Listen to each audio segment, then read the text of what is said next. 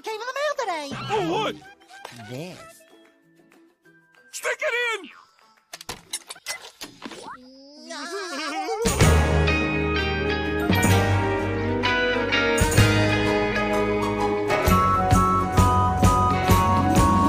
Mr. Sun came up and he smiled at me. Said it's gonna be a good one, just wait and see.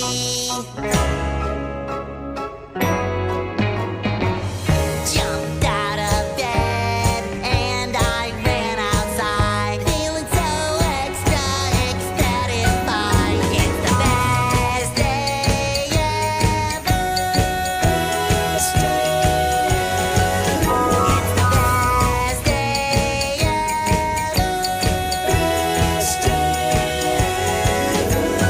I'm so busy, got nothing to do. Spent the last 2 hours just tying my shoe.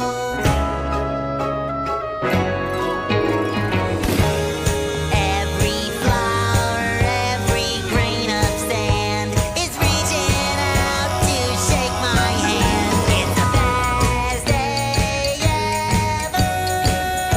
It's the best day ever.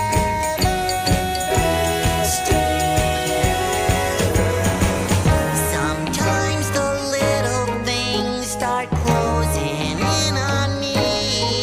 When I'm feeling down, I wanna lose that frown. I stick my head out the window and I look around. Those clouds don't scare me, they can't disguise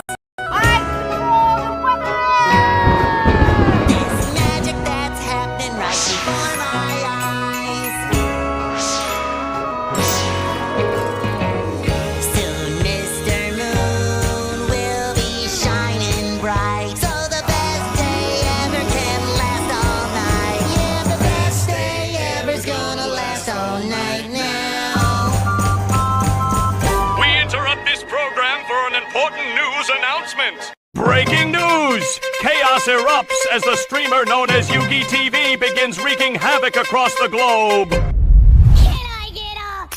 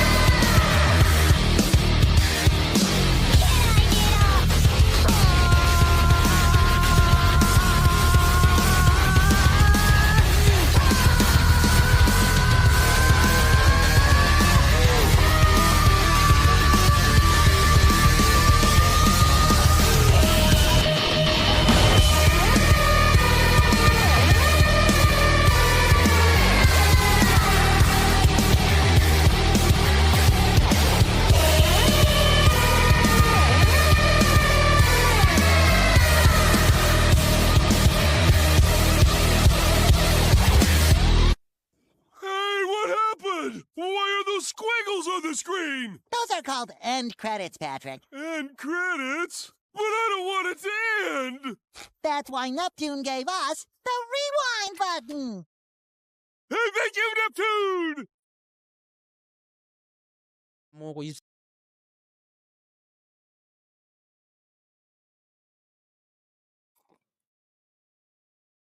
Hello.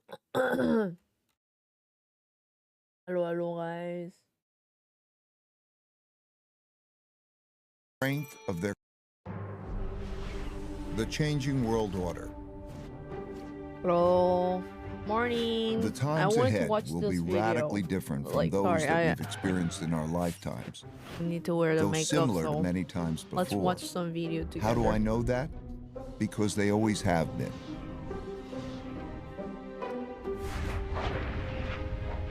Over my roughly 50 years of global macroeconomic investing, I've learned the hard way that the most important events that surprised me did so because they never happened in my lifetime.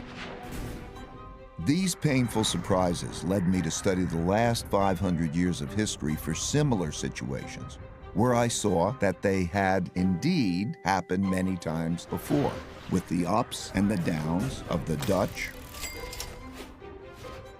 British, He is one of the and U.S. empires. profound hedge fund. And every time they did, Ray it was a Dalio? sign of the changing world Very order. famous person. This study taught me valuable lessons that I'm going to pass along to you here in a distilled form. You can find the comprehensive version in my book, Principles for Dealing with the Changing World Order. Let me begin with a story that brought me to this point, about how I learned to anticipate the future by studying the past.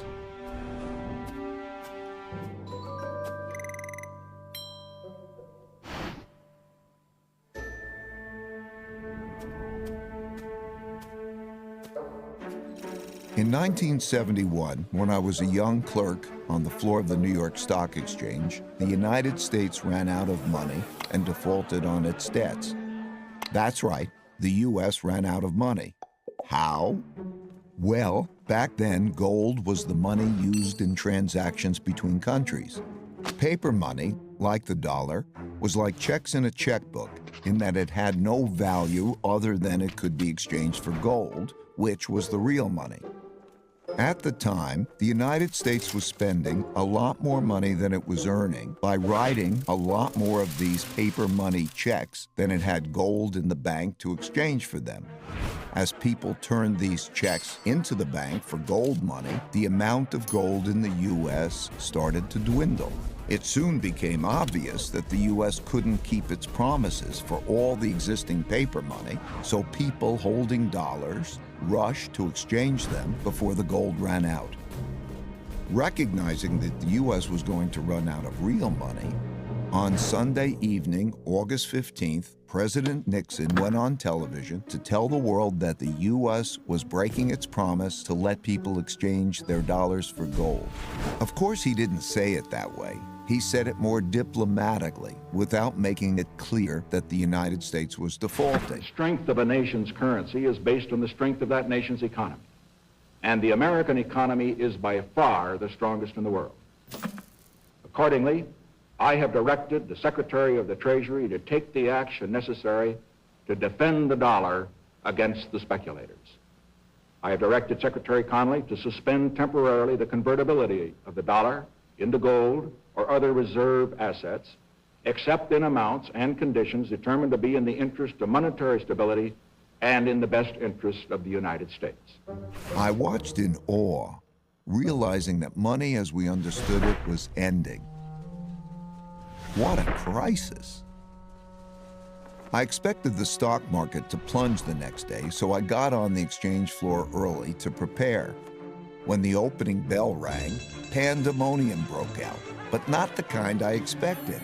The market was up, way up, and went on to rise nearly 25%. That surprised me, because I never experienced a currency devaluation before.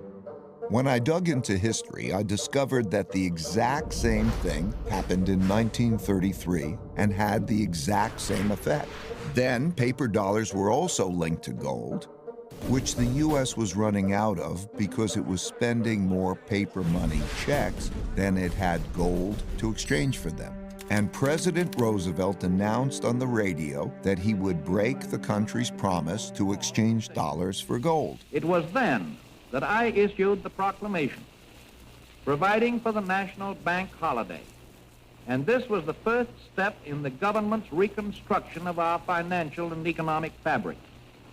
The second step, last Thursday, was the legislation promptly and patriotically passed by the Congress, confirming my proclamation and broadening my powers so that it became possible, in view of the requirement of time, to extend the holiday and lift the ban of that holiday gradually in the days to come. This law also gave authority to develop a program of rehabilitation. In both cases, breaking the link to gold allowed the U.S. to continue spending more than it earned, simply by printing more paper dollars. Since there was an increase in the number of dollars without an increase in the country's wealth, the value of each dollar fell. As these new dollars entered the market, without a corresponding increase in productivity, they went to buy lots of stocks, gold, and commodities, and hence caused their prices to rise. As I studied more history, I saw that the exact same thing happened many, many times before. I saw that since the beginning of time, when governments spent much more than they took in taxes, and conditions got bad, they ran out of money and they needed more. So they printed more, a lot more, which made its value fall and made the prices of most everything, including stocks, gold, and commodities, rise. That's when I first learned the principle that when central banks print a lot of money to relieve a crisis, buy stocks, gold, and commodities, because their value will rise and the value of paper money will fall. This printing of money is also what happened in 2008 to relieve the mortgage-driven debt crisis, and in 2020 to relieve the pandemic-driven economic crisis, and it almost certainly will happen in the future. So I suggest that you keep this principle in mind. These experiences gave me another principle, which is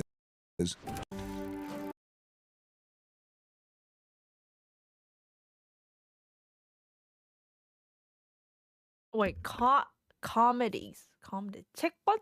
Comedies. 책번인가?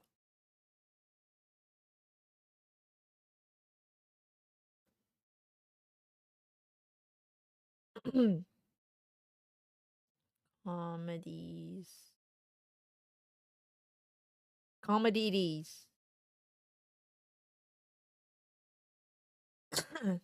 Commodities are basic law goods like agricultural products, wheat, coffee, energy, oil, natural gas, okay, and metals, gold, copper that are interchangeable, fungible, and traded on exchanges, serving an essential buying blocks of other products, and acting as an investment asset class sensitive to economic shift and inflation. Okay. They are categorized as hard, mined, extracted, oil, or soft, grown, sugar, cotton, and traded via future contracts. Okay. Allowing producers to hedge risk and investor to speculate. Okay. 원자재. These experiences gave me another principle, which is to understand what is coming at you, you need to understand what happened before you. That principle led me to study how the Roaring This was Twenties bubble interesting. I only turned watched into the the first 1930s 20 minutes of depression, the video. This part which is gave quite me fun, the Chet. lessons that talking about allowed the me to whole anticipate and profit history. from the Like, 2007 bubble 500 years of history. turning into the 2008 bust. All these experiences led me to develop an almost instinctual urge to look to the past for similar situations to learn how to handle the future well. Changing orders.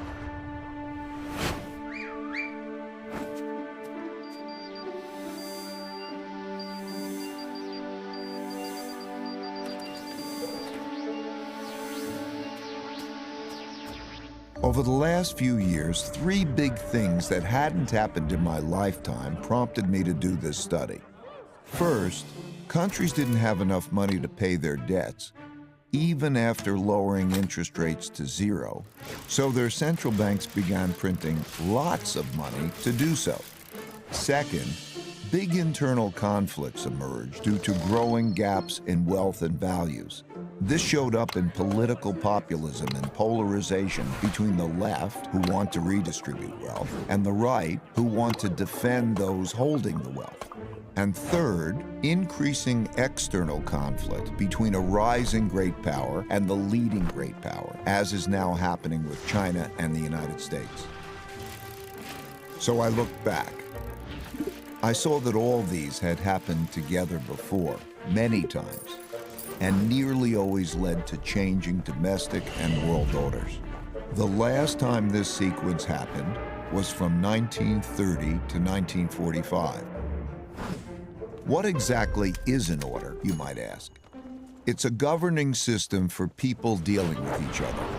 There are internal orders for governing within countries, typically laid out in constitutions. And there is a world order for governing between countries, typically laid out in treaties. Internal orders change at different times than world orders, though whether within or between countries, these orders typically change after wars. Civil wars within countries, international wars between countries. They happen when revolutionary new forces defeat weak old orders. For example, the U.S. internal order was laid out in the Constitution in 1789 after the American Revolution, and it is still operating today, even after the American Civil War. Russia got rid of its old order and established a new one with the Russian Revolution in 1917, which ended in 1991 with a relatively bloodless revolution. China began its current internal order in 1949 when the Chinese Communist Party won the Civil War. You get the idea. The current world order, commonly called the American World Order, formed after the Allied victory in World War II, when the U.S. emerged as the dominant world power. It was set out in agreements and treaties for how global governance and monetary systems work. In 1944, the New World Monetary System was laid out in the Bretton Woods Agreement and established the dollar as the world's leading reserve currency. A reserve currency is a currency that is commonly accepted around the world, and having one is a key factor in a country becoming the richest and most powerful empire. With a new dominant power and monetary system established, a new world order begins. These changes take place in a timeless and universal cycle that I call the Big Cycle. I'll start with a quick overview, then give you a more complete version, and then direct you to my book if you want more. As I studied the 10 most powerful empires over the last 500 years and the last 3 reserve currencies, it took me through the rise and decline of the Dutch Empire and the guilder, the British Empire and the pound, the rise and early decline in the United States Empire and the dollar, and the decline and rise of the Chinese Empire and its currencies, as well as the rise and decline of the Spanish, German, French, Indian, Japanese, Russian, and Ottoman empires, along with their significant conflicts. Where's Korea? As measured in this chart. To understand China's patterns better, I also studied the rise and fall of Chinese dynasties and their monies back to the year 600. Because looking at all these measures at once can be confusing, I'll focus on the 4 most important ones: the Dutch, British, US, and Chinese. You'll quickly notice the pattern. Now let's simplify the form a bit. As you can see, they transpired in overlapping cycles that lasted about 250 years, with 10 to 20-year transition periods between them. Typically, these transitions have been periods of great conflict because leading powers don't decline without a fight. So how am I measuring an empire's power? In this study, I used 8 metrics. Each country's measure of total power is derived by averaging them together. They are education, inventiveness and technology development, competitiveness in global markets, economic output, share of world trade, military strength, the power of their financial center for capital markets, and the strength of their currency as a reserve currency. Because these powers are measurable, we can see how strong each country is now, was in the past, and whether they're rising or declining. By examining the sequences from many countries, we can see how a typical cycle transpires. And because the wiggles can be confusing, we can simplify it a bit to focus on the pattern of cause-effect relationships that drive the rise and decline of a typical empire. As you can see, better education typically leads to increased innovation and technology development, and with a lag, the establishment of the currency as a reserve currency. You can also see that these forces then declined in a similar order, reinforcing each other's decline. Let's now look at the typical sequence of events going on inside a country that produces these rises and declines. In a nutshell, the big cycle typically begins after a major conflict, often a war, establishes the new leading power and the new world order. Because no one wants to challenge this power, a period of peace and prosperity typically follows. As people get used to this peace and prosperity, they increasingly bet on it continuing. They borrow money to do that, which eventually leads to a financial bubble. The empire's share of trade grows, and when most transactions are conducted in its currency, it becomes a reserve currency, which leads to even more borrowing. At the same time, this increased prosperity distributes wealth unevenly, so the wealth gap typically grows between the rich haves and the poor have-nots. Eventually, the financial bubble bursts, which leads to the printing of money and increased internal conflict between the rich and the poor, which leads to some form of revolution to redistribute wealth. This can happen peacefully or as a civil war. While the empire struggles with this internal conflict, its power diminishes relative to external rival powers on the rise. When a new rising power gets strong enough to compete with the dominant power that is having domestic breakdowns, external conflicts, most typically wars, take place. Out of these internal and external wars come new winners and losers.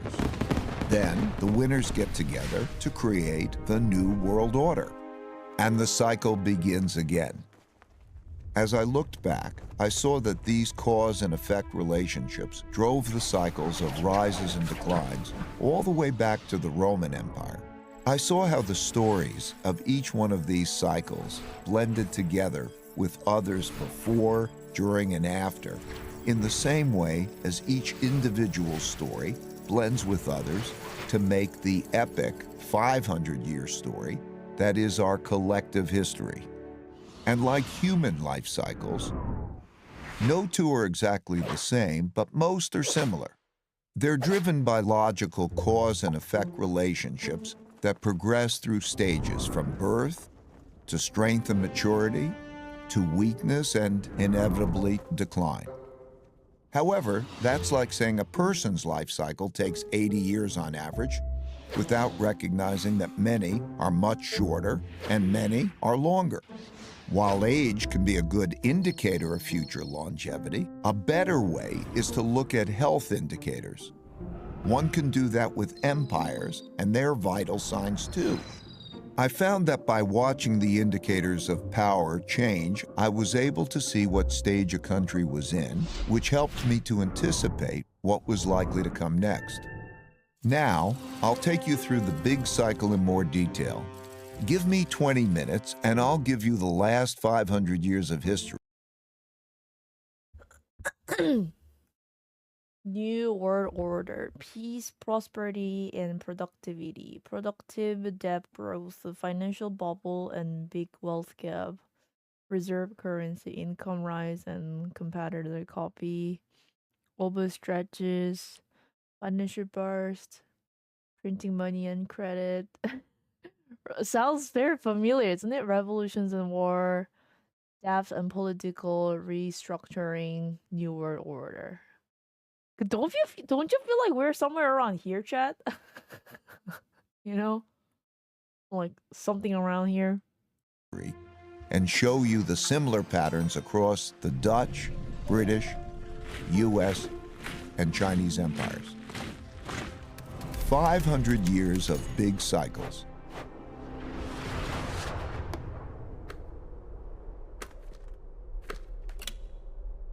I'm going to describe the typical cycle by dividing it into 3 phases: the rise, the top, and the decline. The rise.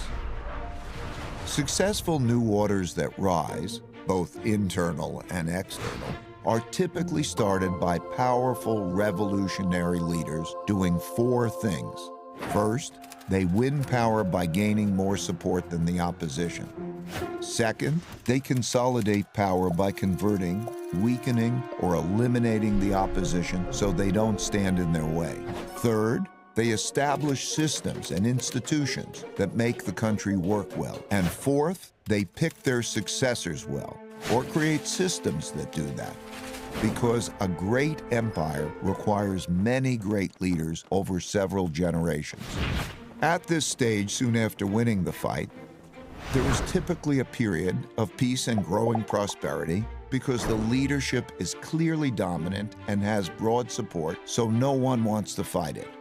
During this phase, leaders within the country have to design an excellent system to raise the country's wealth and power. First and foremost, to be great, they must have strong education, which is not just teaching knowledge and skills, but also strong character, civility, and work ethic. These are typically taught in the family, schools, and religious institutions. That provides a healthy respect for rules and laws, order within society, low corruption, and enables them to unite behind a common purpose and work well together. As they do this, they increasingly shift from producing basic products to innovating and inventing new technologies. For example, the Dutch rose to defeat the Habsburg Empire and become superbly educated. They became so inventive that they came up with a quarter of all major inventions in the world, the most important of which was the invention of ships that could travel around the world to collect great riches, and the invention of capitalism, as we know it today, to finance those voyages. They, like all leading empires, enhanced their thinking by being open to the best thinking in the world. As a result, the people in the country become more productive and more competitive in world markets, which shows up in their growing economic output and rising share of world trade. You can see this happening now as the US and China are roughly comparable in both their economic outputs and their shares of world trade. As countries trade more globally, they must protect their trade routes and their foreign interests from attack, so they develop great military strength. If done well, this virtuous cycle leads to strong income growth, which can be used to finance investments in education, infrastructure, and research and development. They must also develop systems to incentivize and empower those that have the ability to make or take wealth. In all of these cases, the most successful empires used a capitalist approach to develop productive entrepreneurs. Even China, which is run by the Chinese Communist Party, used a form of this capitalist approach.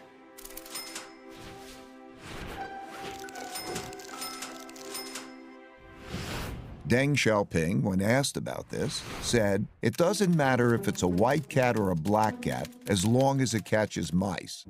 And it's glorious to be rich." To do this well, they must develop their capital markets. Most importantly, their lending, bond, and stock markets. That allows people to convert their savings into investments to fund invention and development and share in the successes of those who make great things happen. The Dutch created the first publicly listed company, the Dutch East India Company, and the first stock market to fund it, which were integral parts of the system that produced massive wealth and power.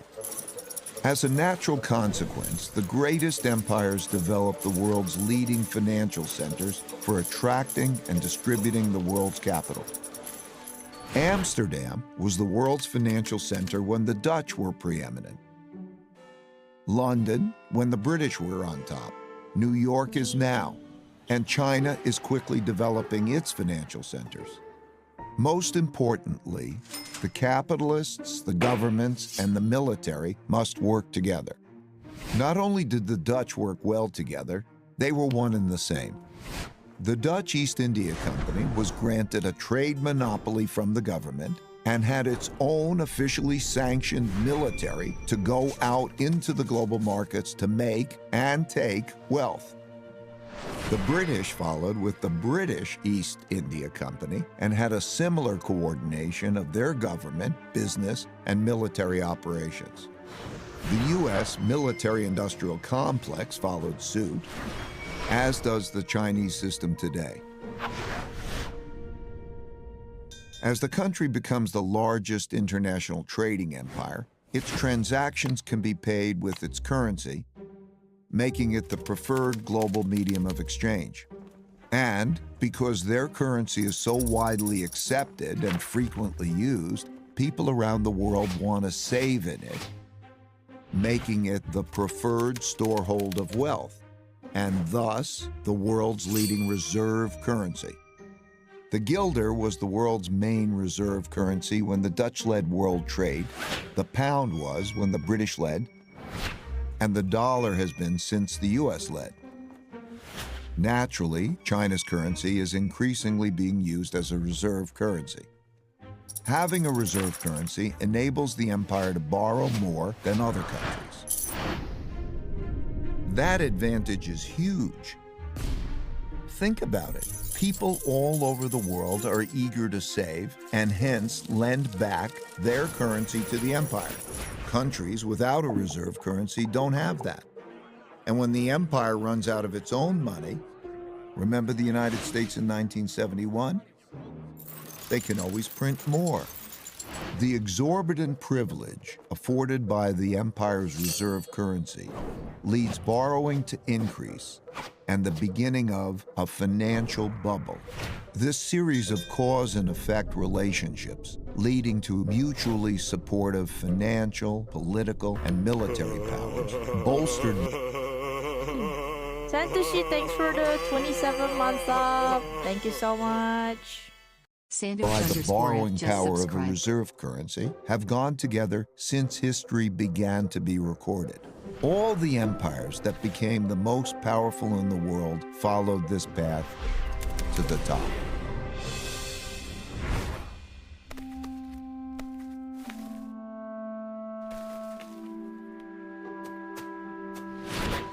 While in the top phase, most of these strengths are sustained, embedded within the fruits of their success are the seeds of their decline. As a rule, as people in these rich and powerful countries earn more, that makes them more expensive and less competitive relative to people in other countries who are willing to work for less. At the same time, people in other countries naturally copy the methods and technologies of the leading power, which further reduces the leading power's competitiveness. For example, British shipbuilders had less expensive workers than Dutch shipbuilders. So they hired Dutch designers to design better ships that were built by less expensive British workers, making them more competitive, which led the British to rise and the Dutch to decline. Also, as people become richer, they tend not to work as hard. They enjoy more leisure, pursue the finer and less productive things in life, and at the extreme become decadent. Values change from generation to generation during the rise to the top, from those who had to fight to achieve wealth and power to those who inherited it. They're less battle-hardened, steeped in luxuries, and accustomed to the easy life, which makes them more vulnerable to challenges. The golden era of the Dutch Empire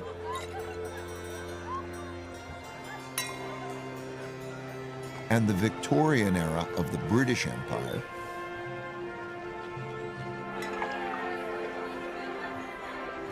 were such high prosperity periods like this. As people get used to doing well, they increasingly bet on the good times continuing and borrow money to do that, which grows into financial bubbles. Naturally, the financial gains come unevenly, so the wealth gap grows. Wealth gaps are self-reinforcing because rich people use their greater resources to reinforce their powers. For example, they give greater privileges to their children, like better education, and they influence the political system to their advantage. This causes the gaps in values, politics, and opportunities to grow between the rich haves and the poor have-nots. Those who are less well off feel the system is unfair, so resentments grow. But as long as the living standards of most people are still rising, these gaps and resentments don't boil over into conflict.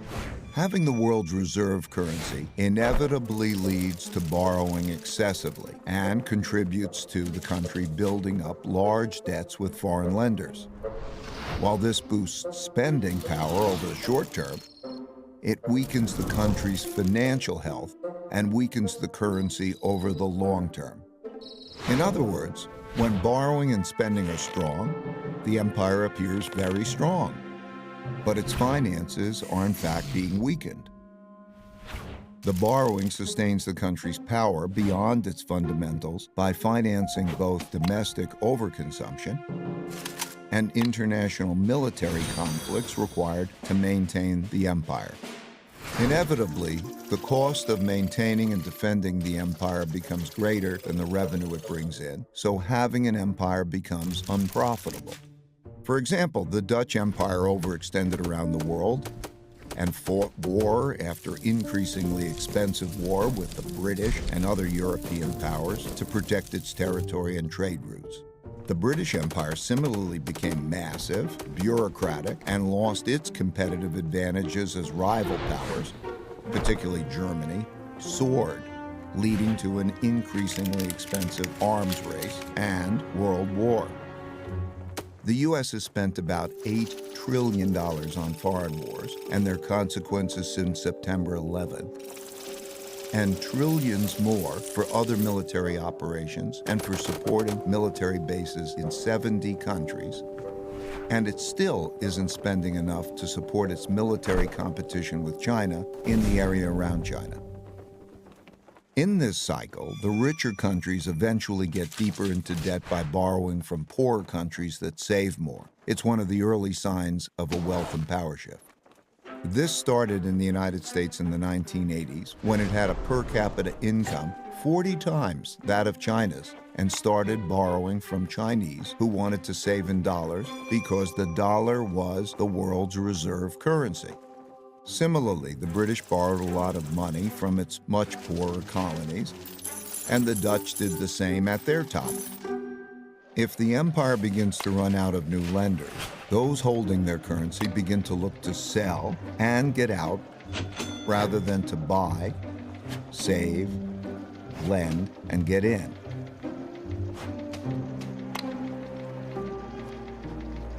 And the strength of the empire begins to decline. The decline. The decline comes from internal economic weakness together with internal fighting or costly external fighting or both. Typically, the decline comes gradually and then very suddenly. When debts become very large and there is an economic downturn and the empire can no longer borrow the money necessary to repay its debts, the financial bubble bursts. This creates great domestic hardships and forces the country to choose between defaulting on its debts or printing a lot of new money. It always chooses to print a lot of new money. at first gradually and eventually massively. That devalues the currency and raises inflation. For the Dutch, this was the financial crisis brought about by financial excesses and paying for the Fourth Anglo-Dutch War. Similarly, for the British, it was paying for its financial excesses and its debts from the two world wars. And for the U.S., it's been 3 cycles of debt finance booms and busts since the 90s, with the central bank stepping in each time with stronger measures. When the government has problems funding itself, when there are bad economic conditions, and living standards for most people are declining, and there are large wealth, values, and political gaps, internal conflict between the rich and the poor, as well as different ethnic, religious, and racial groups, greatly increases. This leads to political extremism that shows up as populism of the left or the right. Those of the left seek to redistribute the wealth, while those of the right seek to maintain the wealth in the hands of the rich. Typically, during such times, taxes on the rich rise, and when the rich fear their wealth and well-being will be taken away, they move to places, assets, and currencies they feel safer in. These outflows reduce the empire's tax revenue, which leads to a classic, self-reinforcing, hollowing out process. When the flight of wealth gets bad enough, governments outlaw it. Those seeking to get out begin to panic. These turbulent conditions undermine productivity, which shrinks the economic pie and causes more conflict about how to divide the shrinking resources. Populist leaders emerge from both sides and pledge to take control and bring about order. That's when democracy is most challenged because it fails to control the anarchy. And it is when the move to a strong populist leader who will bring order to the chaos is most likely. As conflict within the country escalates, it leads to some form of revolution or civil war to redistribute wealth and force the necessary big changes. This can be peaceful and maintain the existing order, but it's more often violent and changes the order. For example, the Roosevelt Revolution to redistribute wealth was relatively peaceful and maintained the existing internal order, while the French Revolution, the Russian Revolution, and the Chinese Revolution were much more violent and led to new internal orders. This internal conflict makes the empire weak and vulnerable to rising external rivals who, seeing this domestic weakness, are more inclined to mount a challenge.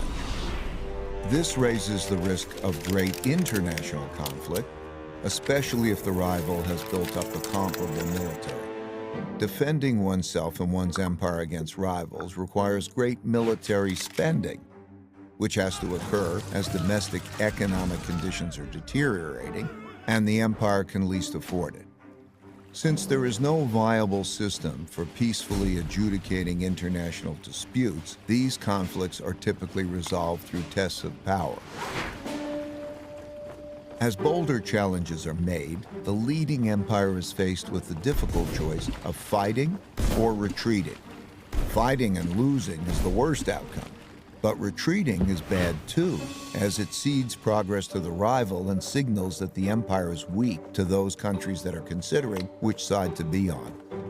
Poor economic conditions cause more fighting for wealth and power, which inevitably leads to some kind of war. Wars are terribly costly.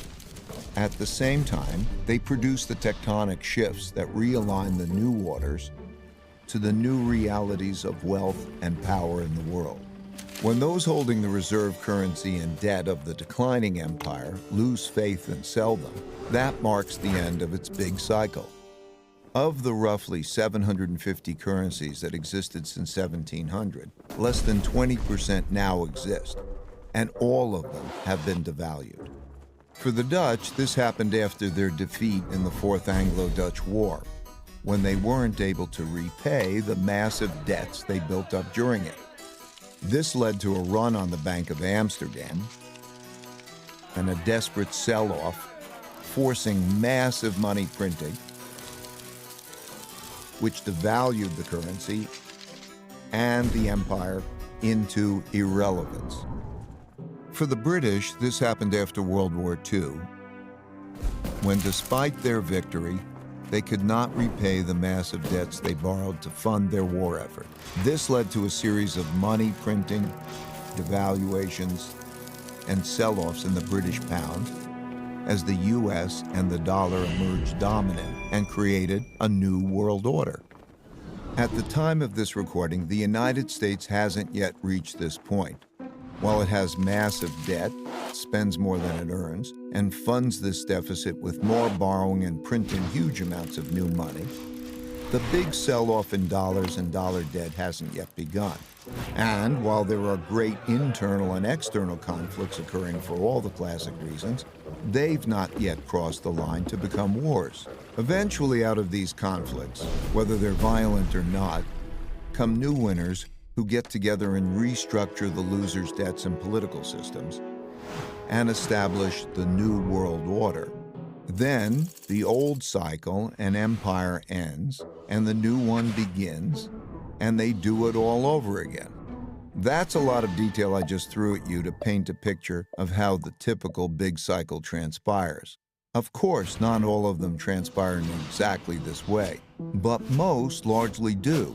So much so that it seems like the stories of rises and declines stay essentially the same, and the only things that change are the clothes the characters wear and the technologies they use. So, where are we heading?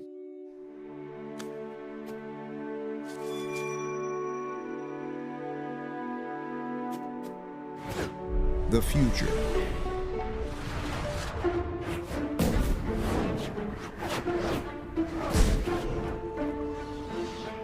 Most empires have their time in the sun and inevitably decline.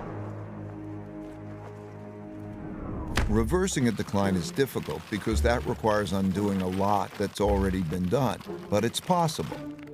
By looking at these indicators, it's pretty easy to see which stage of the big cycle an empire is in, how fit it is, and whether its condition is improving or worsening, which can help one estimate how many years it has left.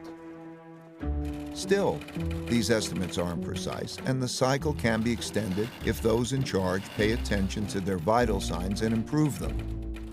For example, knowing that a person is 60 years old, how fit they are, whether they smoke or not, and a few other basic vital signs, one can estimate the person's longevity. One can do that with empires and their vital signs too. It won't be precise, but it will be broadly indicative and give clear direction on steps to take to increase longevity. It's most often the case that a nation's greatest war is with itself over whether or not it can make the hard decisions needed to sustain success. As for what we need to do, it comes down to just two things: earn more than we spend and treat each other well. All other things I mentioned, strong education, inventiveness, being competitive, and all the rest, are just ways of getting at these two things. It's easy to measure if we're doing them. So like people who want to get fit, let's get on the program and improve our vitals. Let's do that individually and collectively. My goal for sharing this picture of how the world works and a few principles for dealing with it well is to help you recognize where we are and the challenges we face, and to make the wise decisions needed to navigate these times well.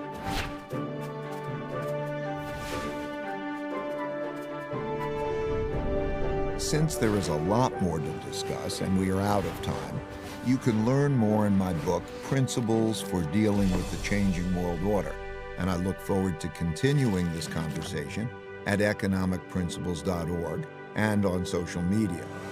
Thank you, and may the force of evolution Isn't it be great, with you. chat? Oh my god, like I found this video yesterday, and then I watched just a little bit so that I can watch together with you guys. And then I was thinking like, wow, we're living in such a great world. Like these days, I'm kind of started thinking like, cause like all this high quality of the education is open for everybody. Like this video has like tons of the view all around the world, and I feel like he said, I think what my point was while I was watching this, my point was that as you see, this is something like we can't like resistible. It's like happening, right? But like he suggested in the end, if we know how we're heading, if we know the map, at least we can make a path and guide like heading,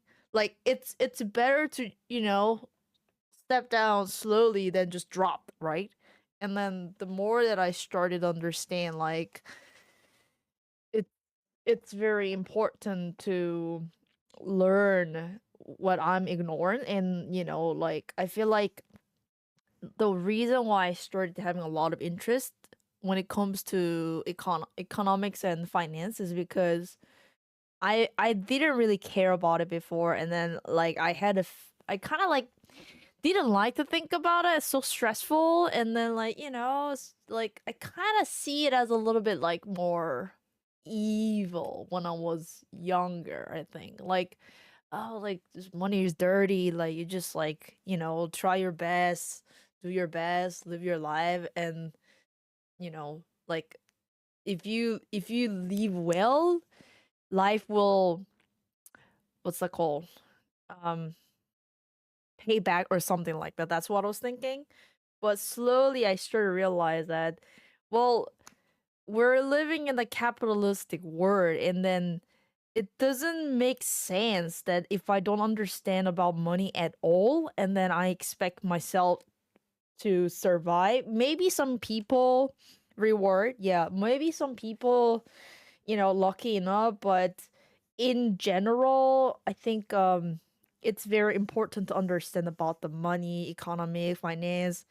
And once I started to having interest about it, this video was very, I like this video that he was not talking about, oh, buy this, buy that. Like, cause like every time I try to find some like financial advices from, internet, a lot of, cause like a lot of the contents are populars are the one who can give like immediate um benefit. So lots of people would watch what's the hot topic of this week, what's the hot topic of this month.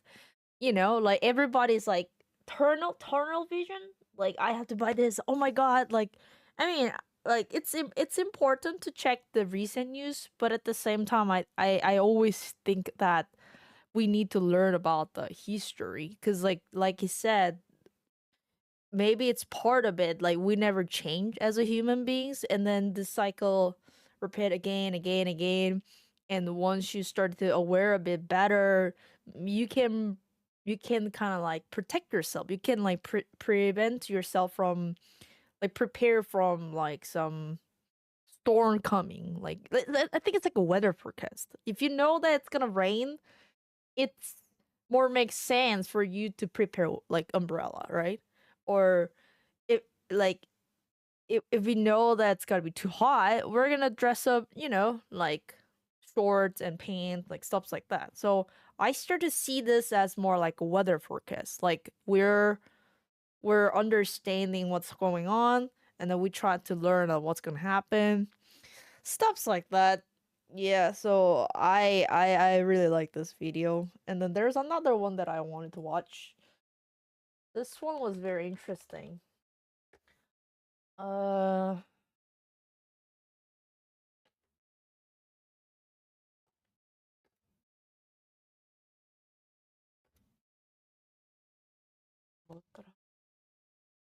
oh.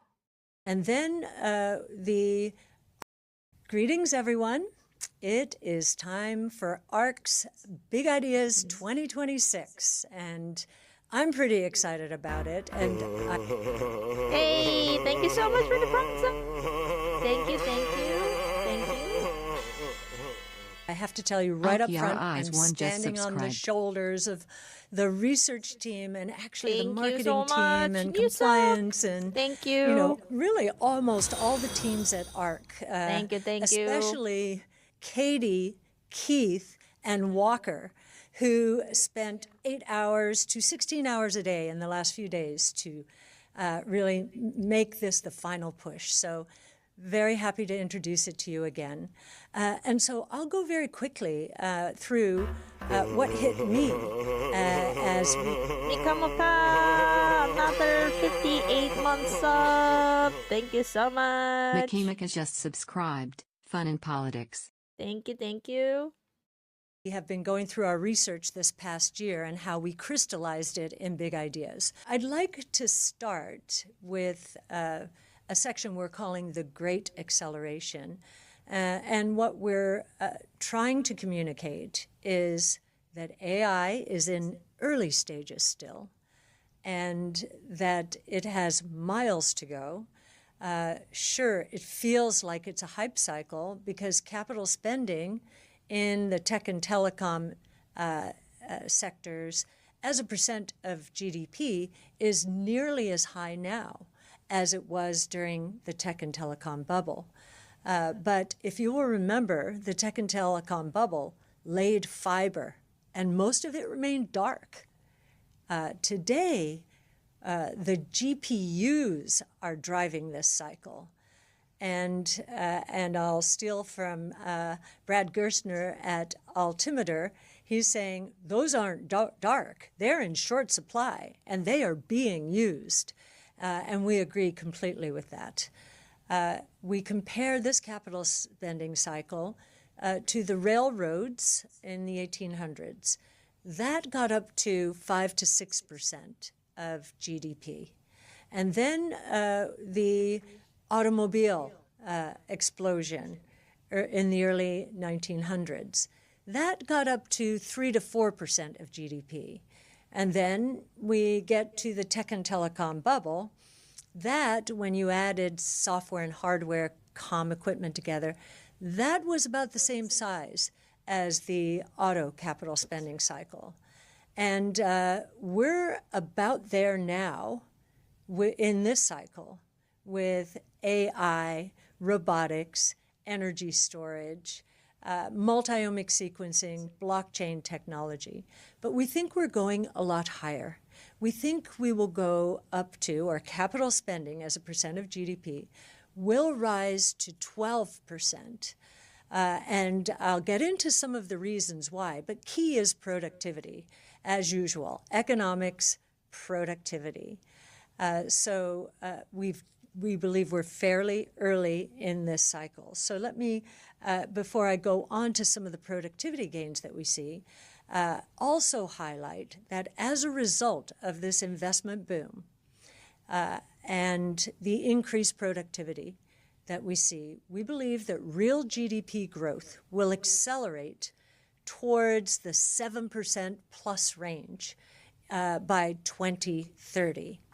The ingredients are all there, and it is also a hallmark of technology revolutions that we see a step function change in GDP. The 400 years until 1900, for example, global GDP averaged 0.6%. And then in the late 1800s, early 1900s, of course, we had the railroads, we had telephone, electricity, the internal combustion engine, technology revolution. That 0.6% real GDP growth went to 3% for the last 125 years. And so that was a five-fold step up in GDP growth. We're saying maybe a 2.5-fold step up, but I actually think that's conservative, given the 5 innovation platforms evolving at the same time: robotics, energy storage, artificial intelligence, multi-omic sequencing, and blockchain technology. And The reason that I'm watching is to hear her opinion about how the word go. Like they're okay. So we don't know about it, right? Because the future didn't happen yet. But the reason why I'm listening to this like people's opinions, because I just want to know what do they imagine, like the future they imagine. It's not that I try to like million billion money, like something like that. I mean, yeah, that's how we like I said, I'm trying to learn about the prediction. Like I want to know the guide, like the map, like because future is unknown, and then imagine if we can have the like blueprint of the future, like it would be better for us to, you know. Those But she is one of the person that like super uh optimistic, like a market, like blah blah blah blah. And then I'm not, it's not necessary I agree with her. Like I said, it's because I don't know about this at all. I just wanted to learn, and that it would be nice to just share together and listen. innovation platforms are converging, and that's what's causing the great acceleration here. So I'll take you through a few of the stats and the aha moments we've had this year as we were doing our research. So Frank and Joseph on the AI infrastructure side.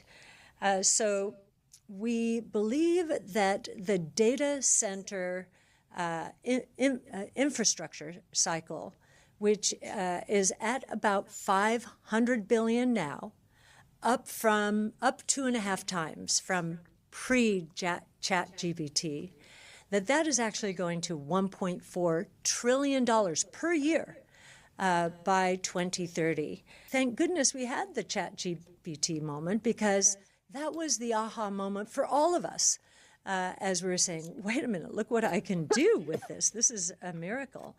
And now we see, as we've done the analysis, and you'll find this in Big Ideas, that $20 subscription that each of us pays here at ARC, well, actually, ARC pays for it, but the $20 per seat subscription, and in a few cases, the $200 per month subscription for those heavy users, the $20 we're paying off in about a half day's work. So the payoff time is almost nothing as we are able to do our research and leverage our time enormously.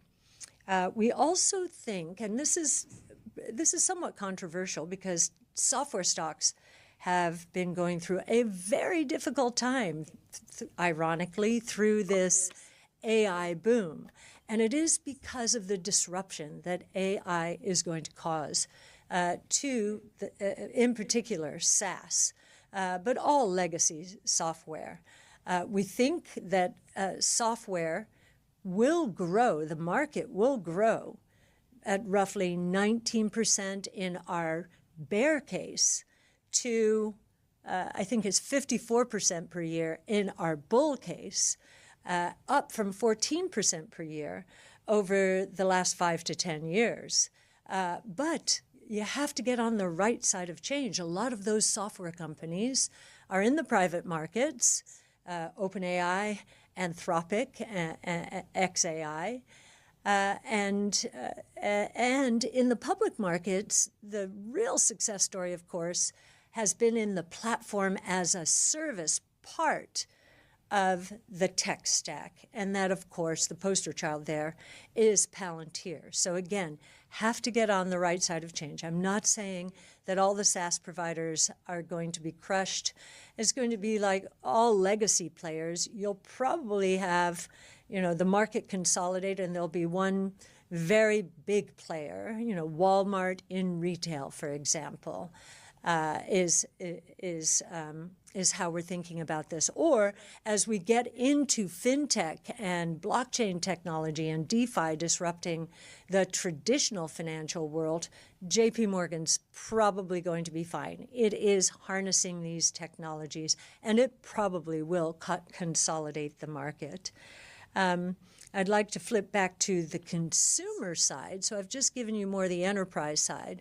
On the consumer side, so Nick and Varshika have done this work, and I think they might have been 2 years ago the first ones to even think about this concept of an AI purchasing agent, or now we're calling them AI assistants, and other such things. But based on that work, and you can see it in Big Ideas, they believe that the advertising market is going to go to 65% in this AI space, AI-generated space, and that shopping, commerce will be, I think that it will be 25% of it will be powered by the AI space. So stay tuned to, or definitely take a good look at their blogs and their Big Ideas chart. David, in the Bitcoin realm, it's been controversial this year because we had the drawdown after the flash crash, 1010, in October. We think that a lot of the deleveraging associated with, really, that was a software glitch, I think at Binance, that deleveraging, automated deleveraging, caused $28 billion of carnage. We think we've worked through that now, and I think the main question on Bitcoiners' minds is, okay, are we finished with the traditional 4-year downdraft? Every 4 years, a downdraft in the cycle. We're beginning to think we are, although we could base here in the $80,000 to $90,000 range for a while.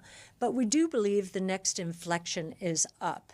And while I know we got a lot of publicity this year because we talked about stablecoins usurping one of the roles we expected Bitcoin to play. Now, we expected this 10 years ago before stablecoins happened on the scene. But in terms of remittances and emerging market activity, we're seeing stablecoins usurp that role that we thought Bitcoin would provide. That doesn't take away, though, from what we think ultimately will happen to Bitcoin. Bitcoin's role as digital gold has miles to go. Interestingly, and you'll see this in my New Year letter, the correlation between Bitcoin and gold has been almost non-existent over Bitcoin's life, 0.14. Nonetheless, we do think it is not only a risk-on asset, thanks to the new technology, but it is also a risk-off asset. It's a hedge against inflation.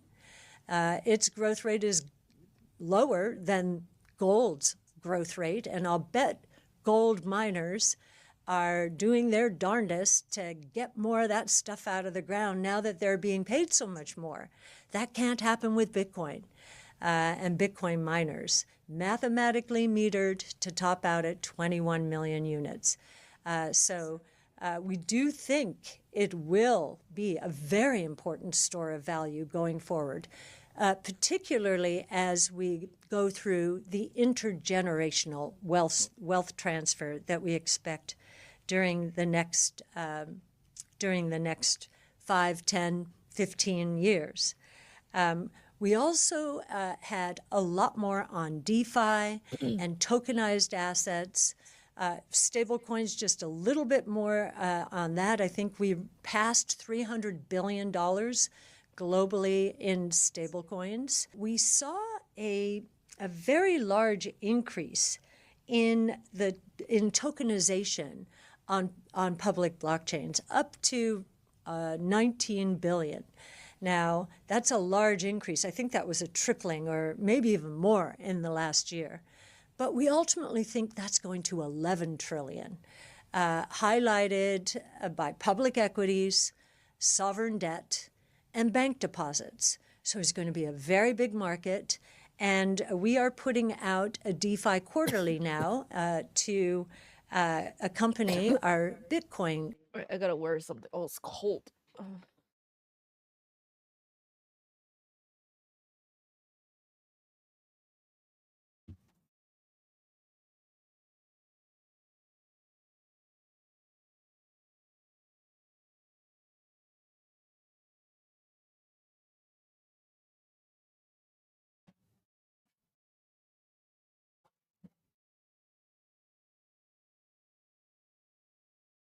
Oh, cold.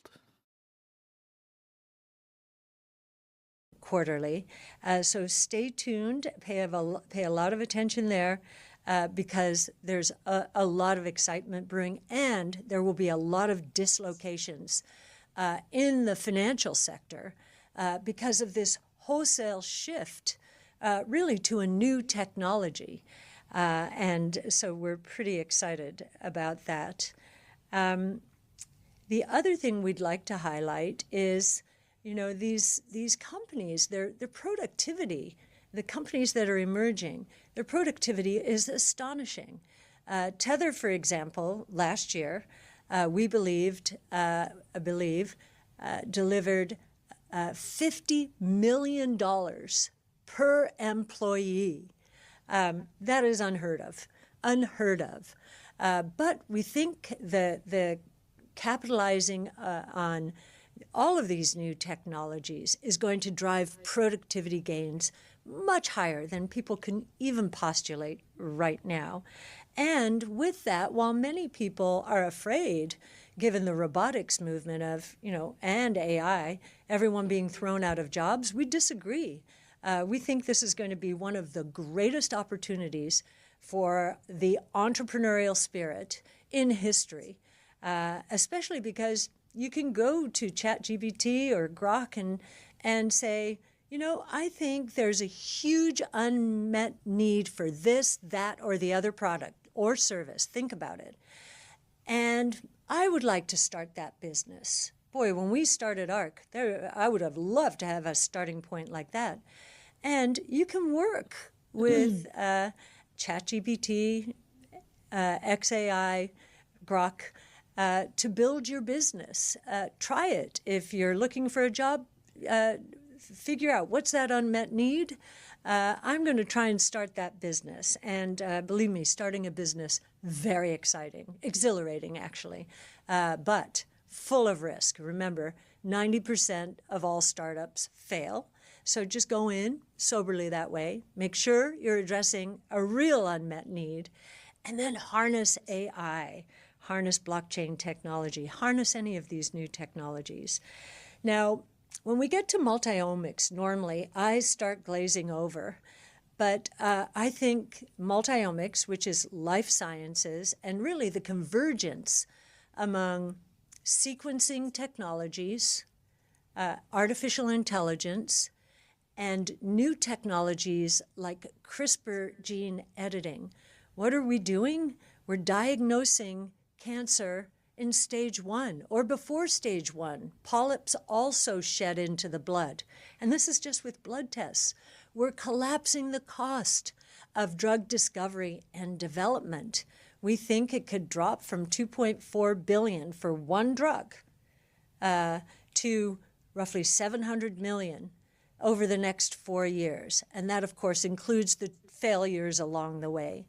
And then most provocatively, and Shay has done an amazing job of documenting what a cure is going to be worth. And I have to give Brett Winton like hard incredible to listen. credit as he I want to partnered listen, with but like Shay, it's so hard to focus on this project to try and figure out how much is a cure worth. And we think while the cure for HAE, which is a very rare disease, would be worth $11 million. You should learn speech One and skill, done. I think. You get this treatment, That's a and you're done. interesting idea as well. Really That's hard to hear it. Intellia's trial right now, and it's in vivo. You don't have to go through any excruciating preconditioning. It could be worth $11 million. That's how much it would I'm not the save only one who the feel like that, system. right? But they'll probably be able to charge $3 million. And believe me, insurance companies, they will have no problem with that. So take a look at that section. It's fascinating. It's the best one we've ever done. And then we get into companies. What is 11 fascinating? million being preconditioning, and it's in vivo. That's Intellia's trial right now. You're done. One and worth, which is a very rare disease. We think figure out how much is a cure worth. And we think while the cure for HAE, which is a very rare disease, would be worth $11 million. One and done. You get this treatment and you're done. That's Intellia's trial right now, and it's in vivo. You don't have to go through any excruciating preconditioning. It could be worth $11 million. That's how much it would save the system. But they'll probably be able to charge $3 million. And believe me, insurance companies, they will have no problem with that. So take a look at that section. It's fascinating. It's the best one we've ever done. And then we get into reusable rockets. And it is astonishing. SpaceX, 10 years ahead of any competitor, it landed its first reusable rocket in 2015.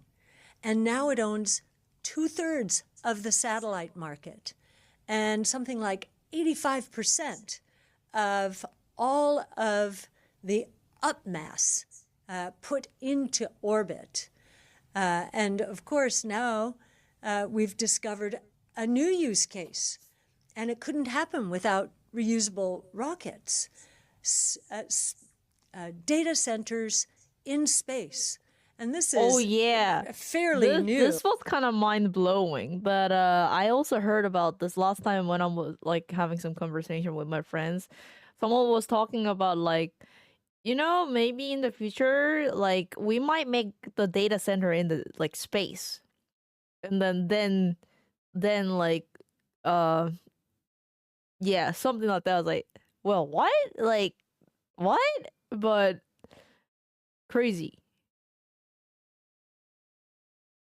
Introduction to, our line of thinking, and of course inspired by Elon himself. So take a look at our reusable rocket section and be inspired by that whole new world that's being developed. Many people, when they're talking about automation and AI and unemployment, one of the things I say is, wait a minute, there are two new worlds evolving here.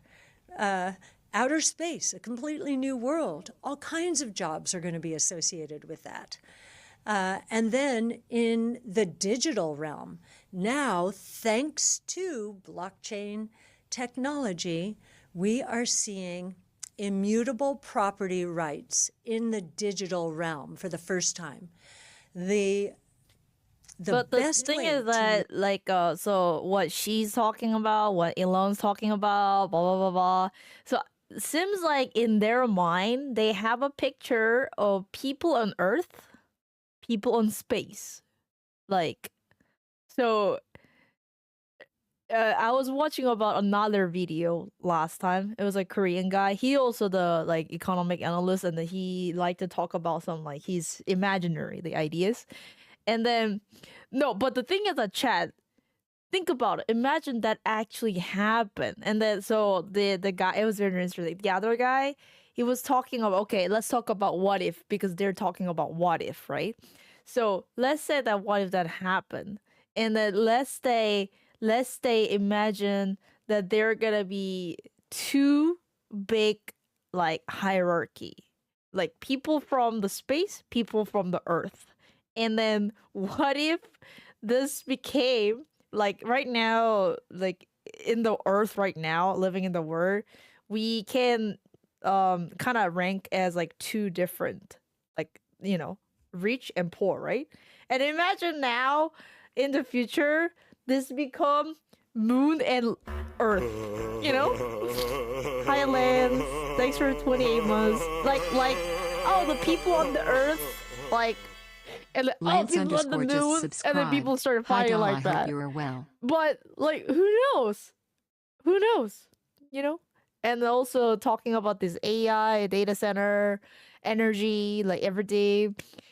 I was watching about another video that he was talking about metrics, and I was like, damn, kind of like crazy. So I don't know. It's like you watch the movie Matrix, Chat.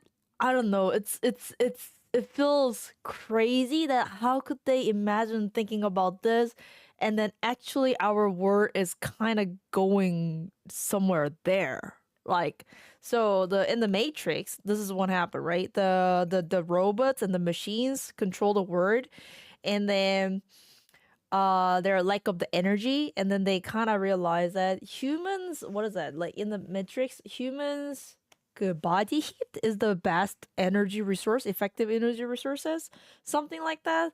So every human beings became an energy resource, like human batteries, yeah. And then um like cause of that, people have all this plug on their brain, and then they living in the like virtual world, and then there's like a two options, red or blue pill. Do you want to fight for the reality? Do you think that this is right, or do you want to stay in this virtual world?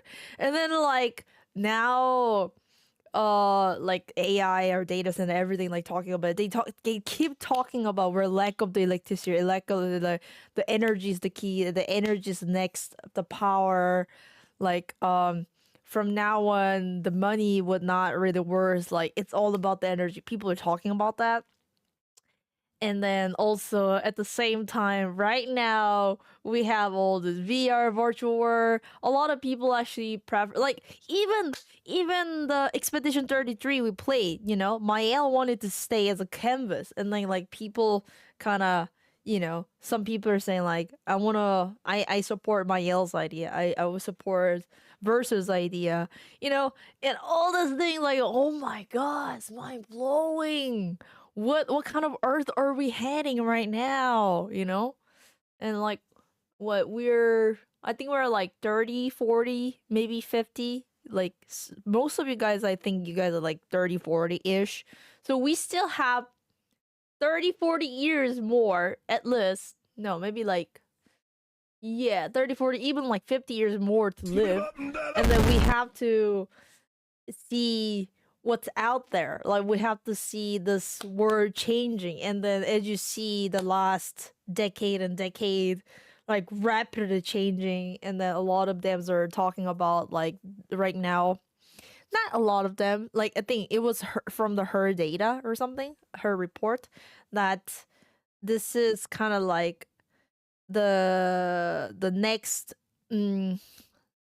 like what's the industrial revolution, like the when the British made the steam train and stuff like that. Like a lot of people are talking about that this is maybe can be, this might be the another like new revolution converting into different like word of the new era, like something like that. And then like I don't know. How do you think, Chad? So I'm very ignore about all those things. I didn't really think about it, and then before I was like, oh, these people are delulu, like they're crazy. But I started to feel like, well, maybe I want to learn what they want to talk about. Like I'm not necessarily I agree, but I just wanted to know what's in their mind. You know, I wish them good luck. But I mean, I get that what they're like imagining, what they're thinking about it. But like, what I keep concerning is like, okay, like, you know, all this change, I get it. Maybe it's inevitable, I get it. But on the way, I just hoping that we move it like peacefully, gradually, and more human-like. You know what I mean? Like I just hoping that the first priority is not about efficiency and growth and economics. I wish that while we are growing and like converting, improving, or changing or whatever, the people should be the top priority. Like our like humanity should be the top priority. That's what I would concern about. Too late for that. Well, think about it, Chet. But the thing is that the way that I was thinking is like, okay, so in the world, there are so many people, right? Some of the people are like that. Some other people like that. Some other people like this. I think everybody has their own kind of like rule, like their own like role in the world, right? That's why some people are doctors, some people are businessmen, some people are monks, some people are philosopher, like artists, writers. Like everybody has their own roles. And then they can stay as a businessman, like lawyers, yeah. But not necessarily we have to be same like them. We can listen to them and then we can get some financial advices from them because they're actually high performance when it comes to finance. But we can just learn this and then we can just stay as who we are. Just keep being ourselves, We don't have to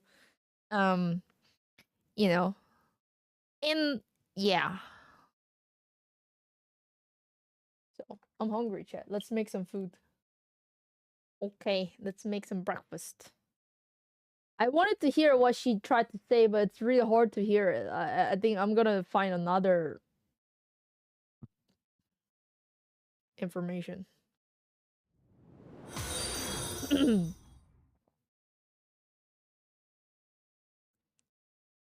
Guys, invest on Korean market.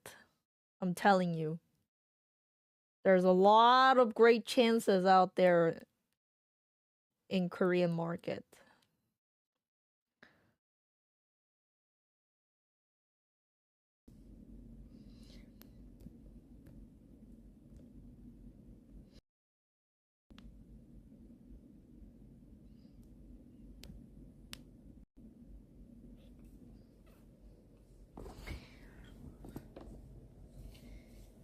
Hello. Let's make some breakfast.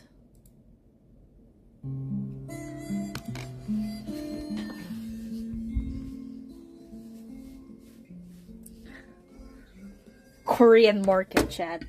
I'm telling you, Korean market.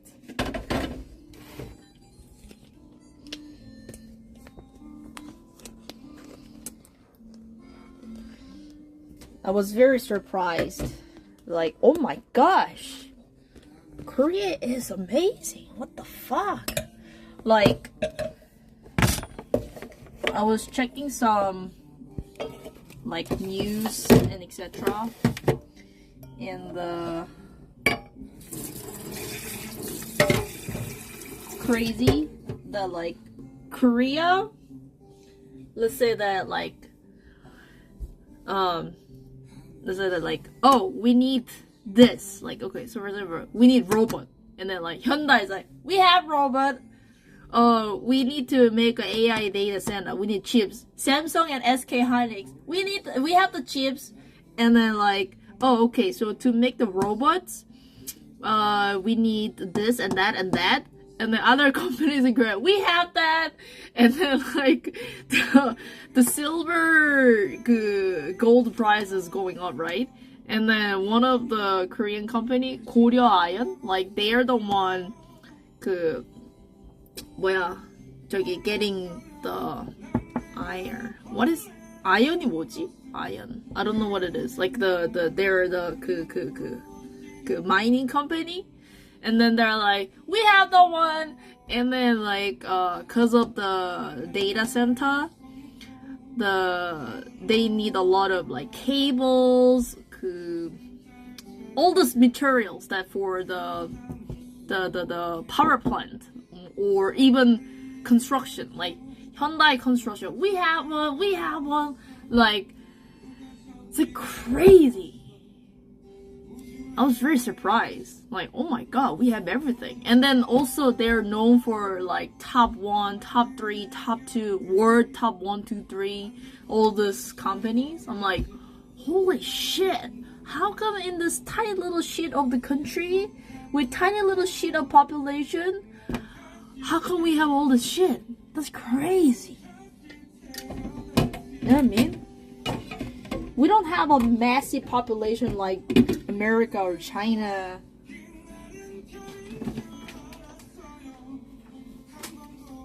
And we have world number 1 figure skater, or like, you know, son, like a football player. Crazy.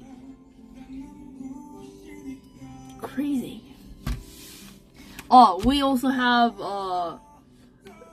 now Korea is like kind of almost number 1 weapon exporting. So it seems like our military like not power, I don't know. No, kinda seems like our military, you know, like weapons and stuff are, yeah, K-pop, idols, drama. I'm like, holy shit. You know, K-food. Yeah, crazy. We got everything. Except happiness. Lots of people are not happy here. Maybe that's why we compensate our happiness with all of this.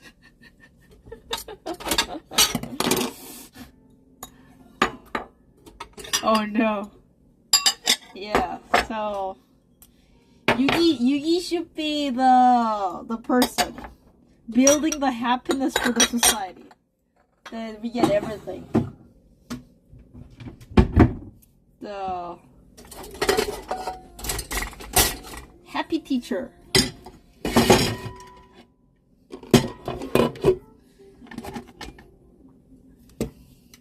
Yeah, we even have like amazing artists. I saw it. I'm like, damn. Koreans are crazy.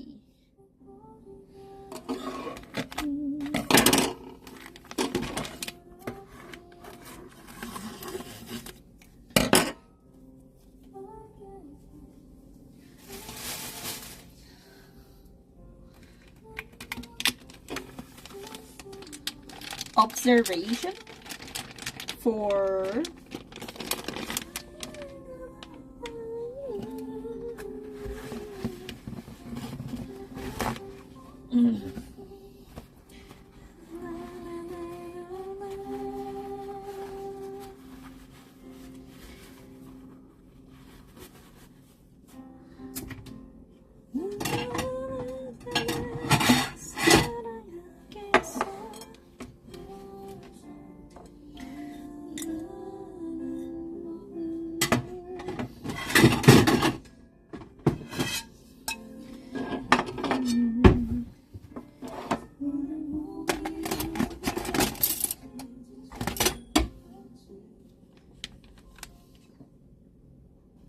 nuclear power plant. Yes.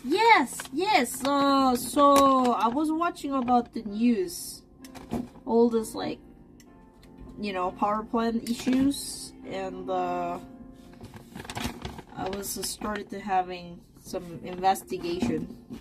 Those stocks are already like at least 100% up the last half a year or so.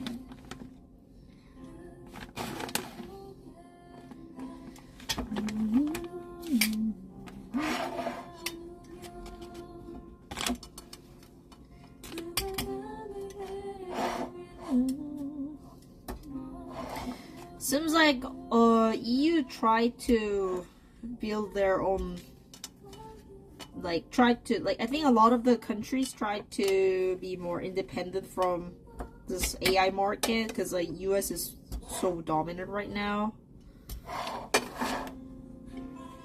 I think EU can do pretty well too. It seems like a lot of the companies in European Union has a good tech companies.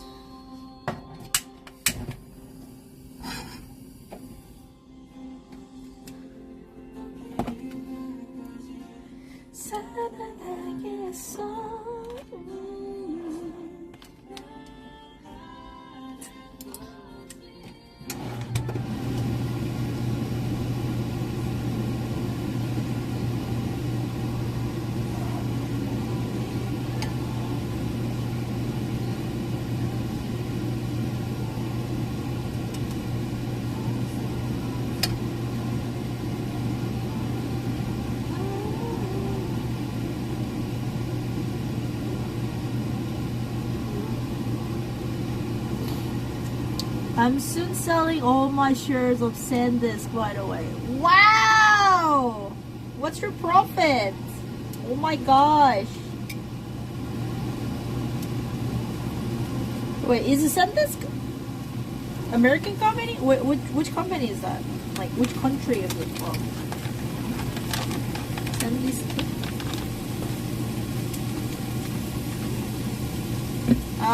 Steak. My mom gave me some meat yesterday. I'm going to put some Aussie meat. Oh, mate.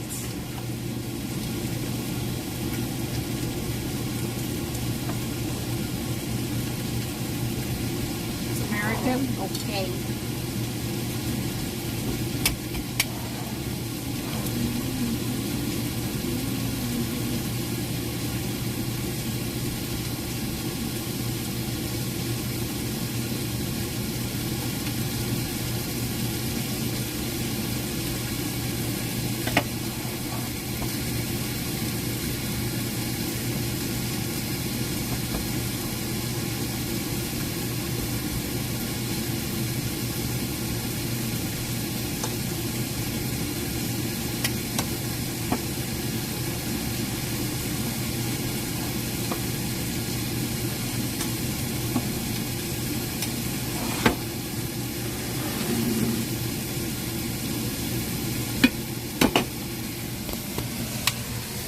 Dun, dun. Woohoo! Oh, mate. I learned the recipe. So, because butter burns so quickly, you cook the meat first and coat the butter later. Woohoo! 냄새 좋고요.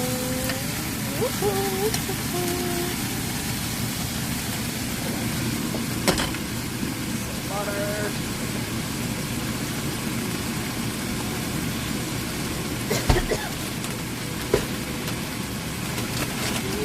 Yeah, coating in the end. Put butter the last.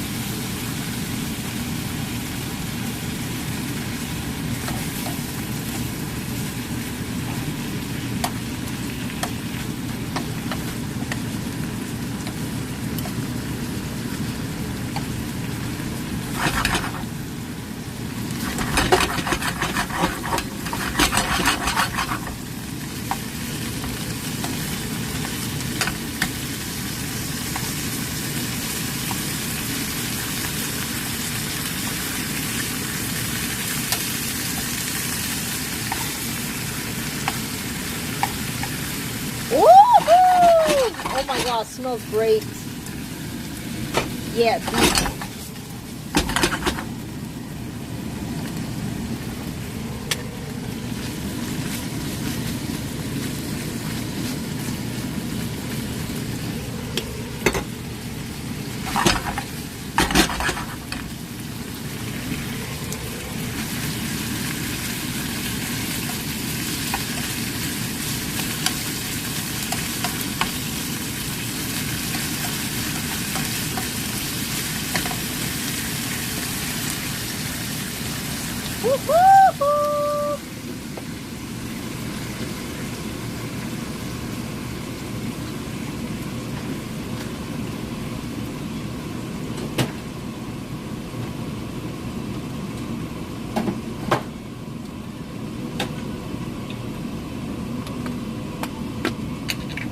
salt.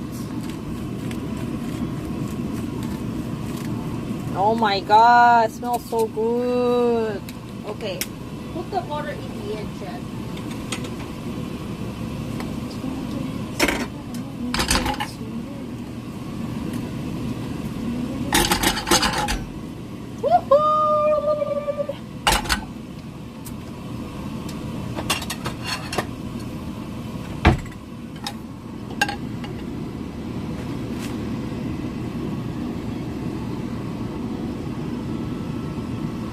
Oh my god.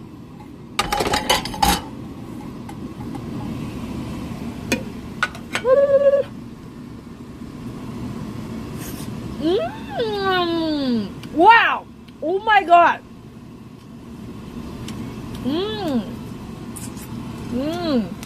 Perfect. 좋아, 좋아. Very good, very good. Very good. Oh my goodness.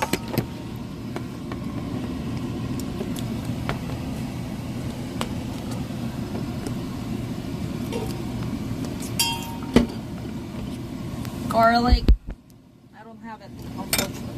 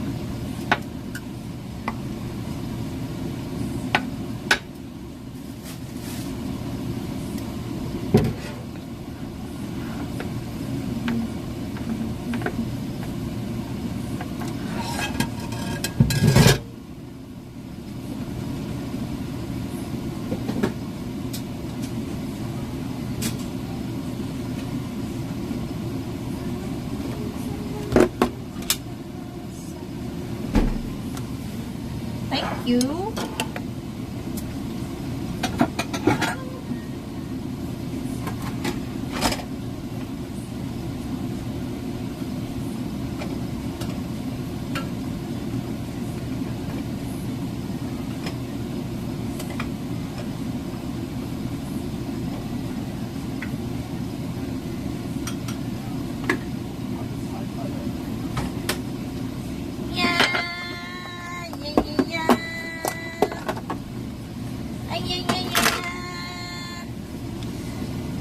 Kimchi.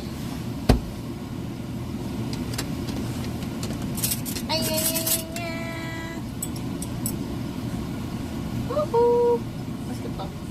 아! 김치.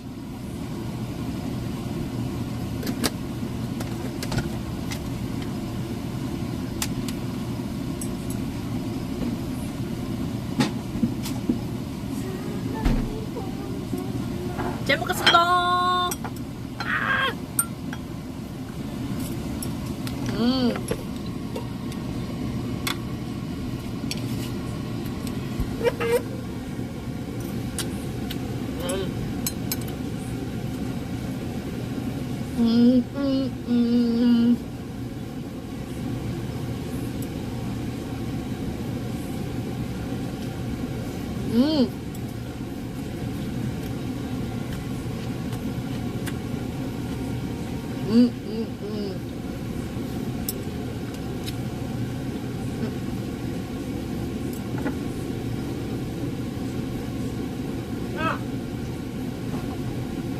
Uni bought me this. Sake.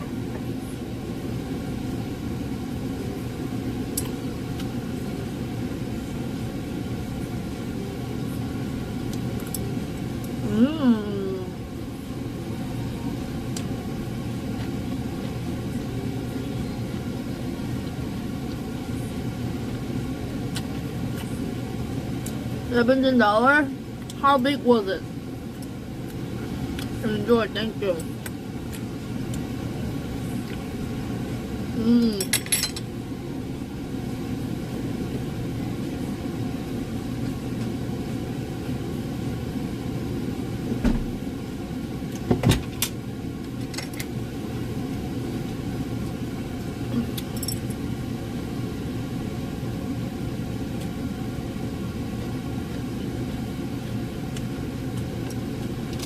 This side,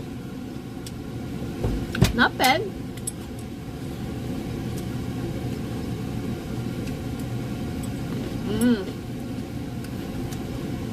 Oh my god, I'm looking forward to moving to a new apartment, chat.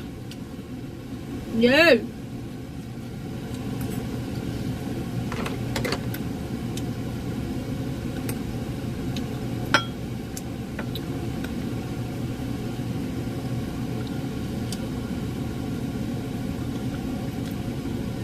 But yeah, I realized that.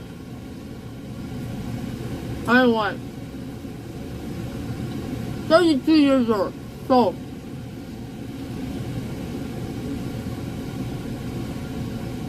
since 18. From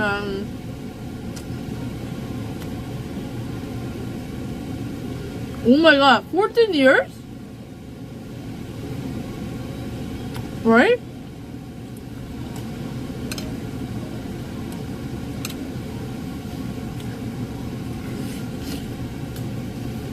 Right?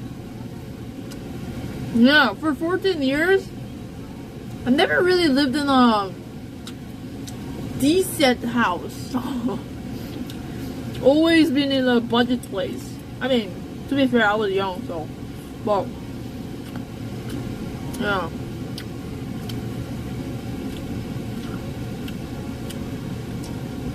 So I'm quite excited for it. For the first time! Cause I lived by myself since I was 18. Cause of that, since I didn't live with my parents, I always like, and I was young, I didn't have money, right? So I always like stick to the cheap rent.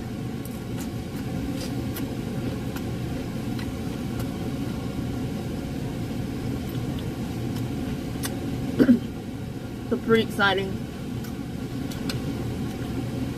I mean, even this new apartment is much cheaper than the most of other rents, because I'm moving to 3-bedroom apartment, and this rent is almost like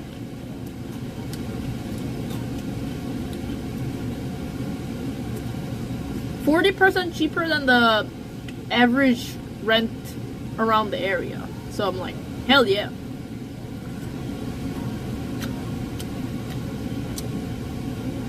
My apartment is very old too. It's not a new apartment, but it's a decent house. It's a 3-bedroom, so I'm like, yay! Finally.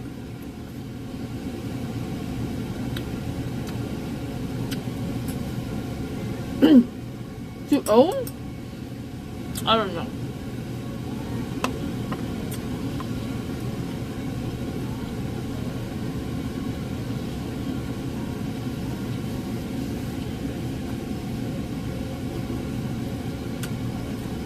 My rent is gonna be around, oh my god,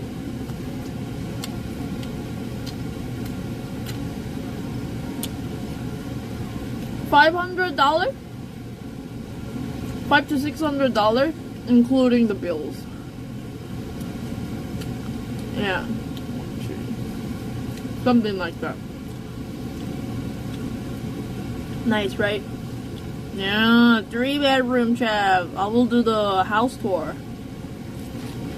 Very excited.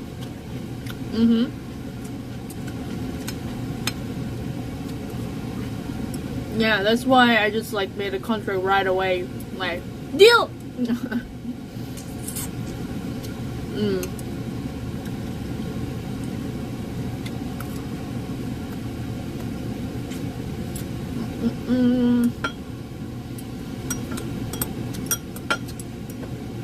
For 2 years.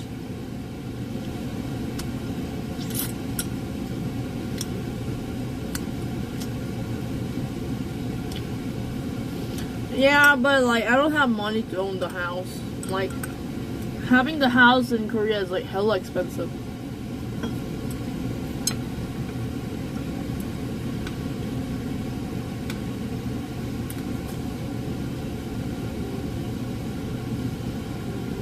My new apartment deposit is around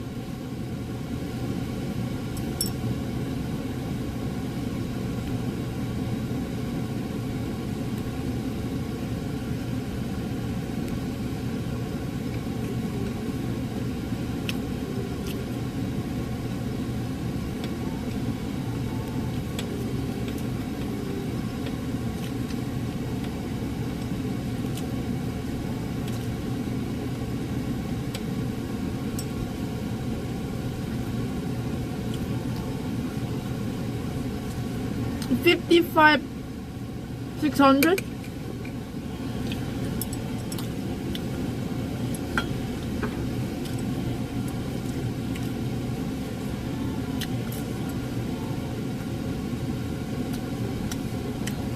How does the internet service work? Are there competing companies or you get what you get? I'm trying to... But the problem is, all the places that I'm staying is old apartment, so they don't support the most high-speed quality. So I'm gonna stick to the same plan.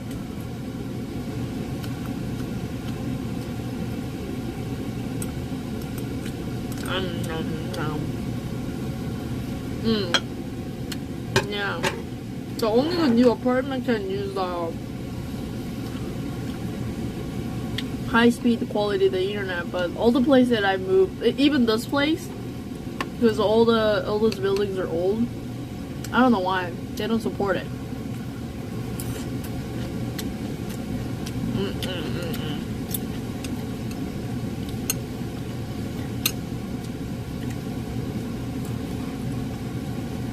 Nah, it's okay, I think. It's been fine.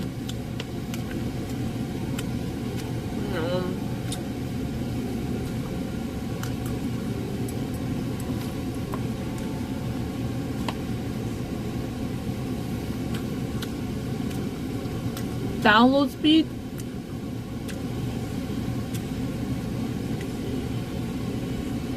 $500 megabytes, I think. Hello. Hello.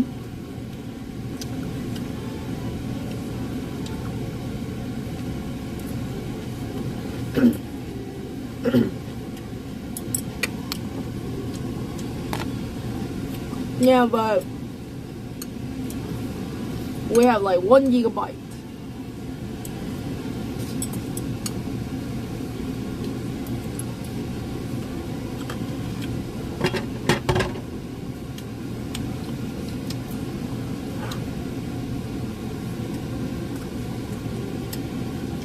Bad.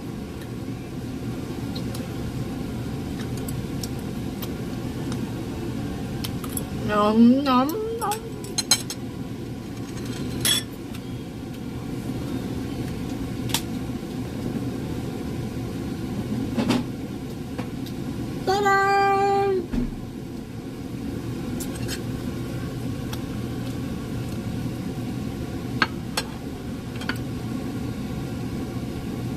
$100 gigabyte games a day. Sometimes I need to, but it's okay.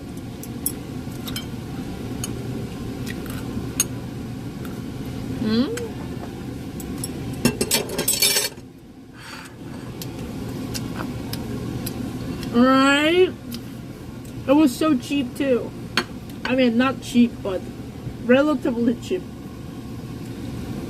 I think it's my first time that I actually spent my money to get this fruit. So yesterday I went to bank, and then there was like a fruit market next to the bank, and usually this one grape, like for one, there's like a other half a little bit here, and then usually the price, regular price, is like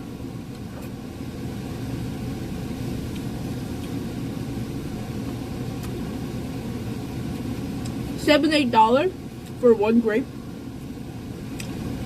There's no seed. So good. But this one was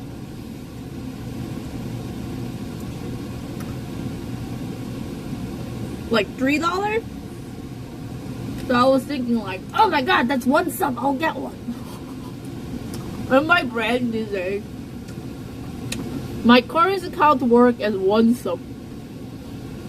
Every time I think like, okay, this is 1 sub. Okay, this is 2 sub. Or this is 3 sub. Like my counter. So good though. Yeah. 1 sub, 1 grape. Good deal. Because basically, like, if I get 1 sub, I can afford this grape. Like, okay, I'm pretty sure that I can have at least 1 sub. I got it. So good. It's really good. It's sweet, juicy. Hello, love over. Another 1 sub. Maybe I'll get more grape later. Sleepy Hollow 6. Yeah, just 2 subscribed. grape. More grapes. Yeah, so many grapes. Let's go. This one juicy. Oh wait, tier 3? 4 grape. Over 9,000 just subscribed. Plus 1 sub. Thank Let's you. go. Low. This one juicy and the texture is more crispy, right? But you know, like look, we call it shiny musket. You never seen it? It's crunch, juicy, and very sweet too. Chad, you should come to Korea. Then you can try shine musket. You can try Korean strawberry. Ooh, we have amazing pear. Korean pear is amazing too. I'm telling you. Look. Persimmon plum.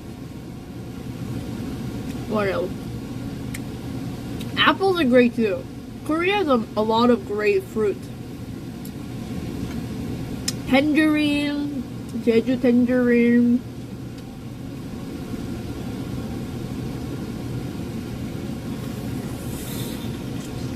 Korean foods are great. Cotton candy grape. I'm not sure.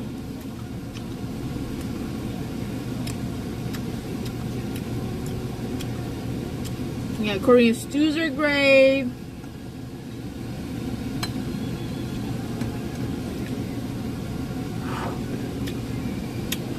Oh my god, Dad.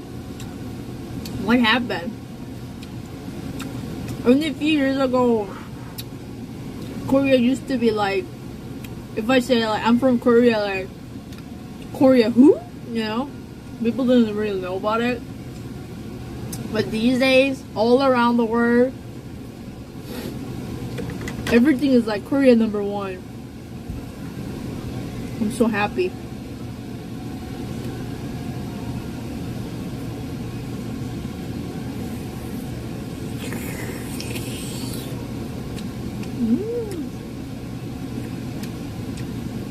How many people use iPhone in Korea?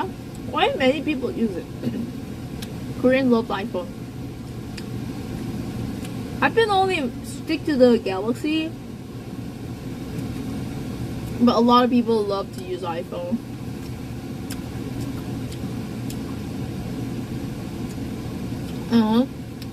Really? How did it look like? Cotton candy grape?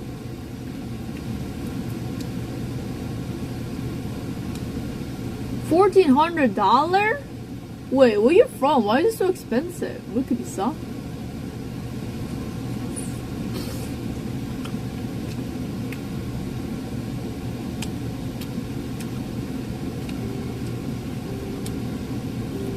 Sale? From where? Oh my god, it's so expensive.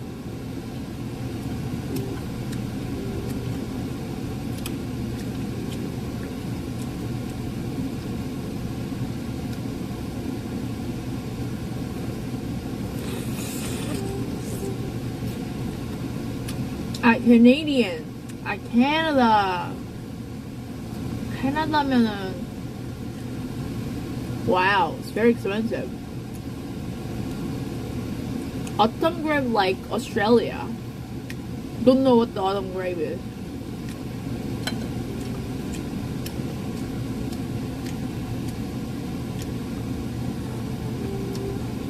Wait, that isn't it the same one? Is this the cotton candy grape?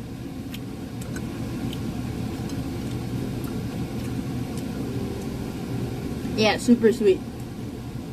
Chat, buy the stocks, sell it, and get the ticket to the Korea.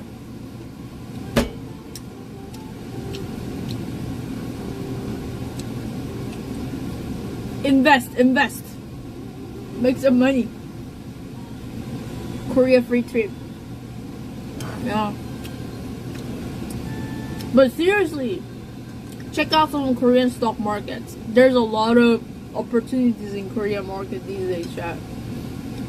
And this 2026 is gonna be like a lot of great, like good news for the Korean market. So if you have any chance, take a look. I'm telling you. And for you, it's very affordable because Korean won is so cheap. So you have all this discount, chat. Sorry. Can I buy Korean stocks from Europe? Yeah, right? I think so.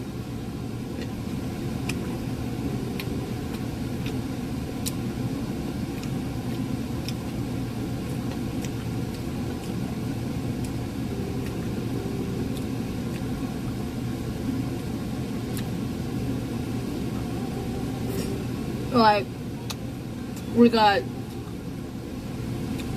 stocks related to AI, which is chips.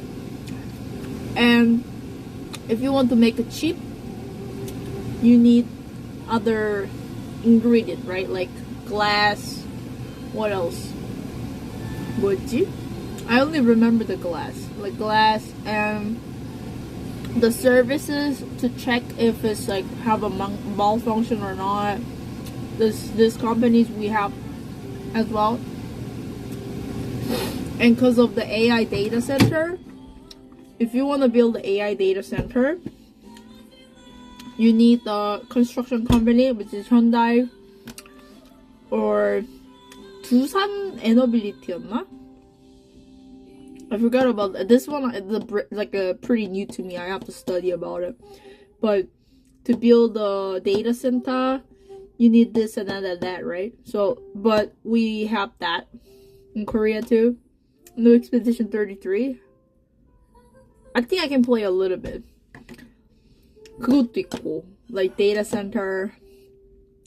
두산 에너빌리티가 그거였던 것 같아. I think 두산 에너빌리티, it's a Korean company that related with the nuclear power plant. 그것도 있었고, what else?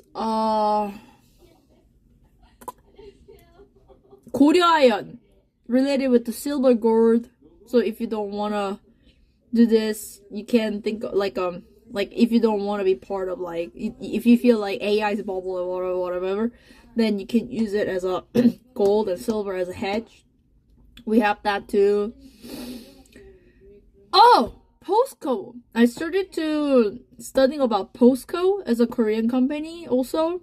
They've been doing great for making steel. But recently, like last couple of years, they bought the what's it called, chat? Like the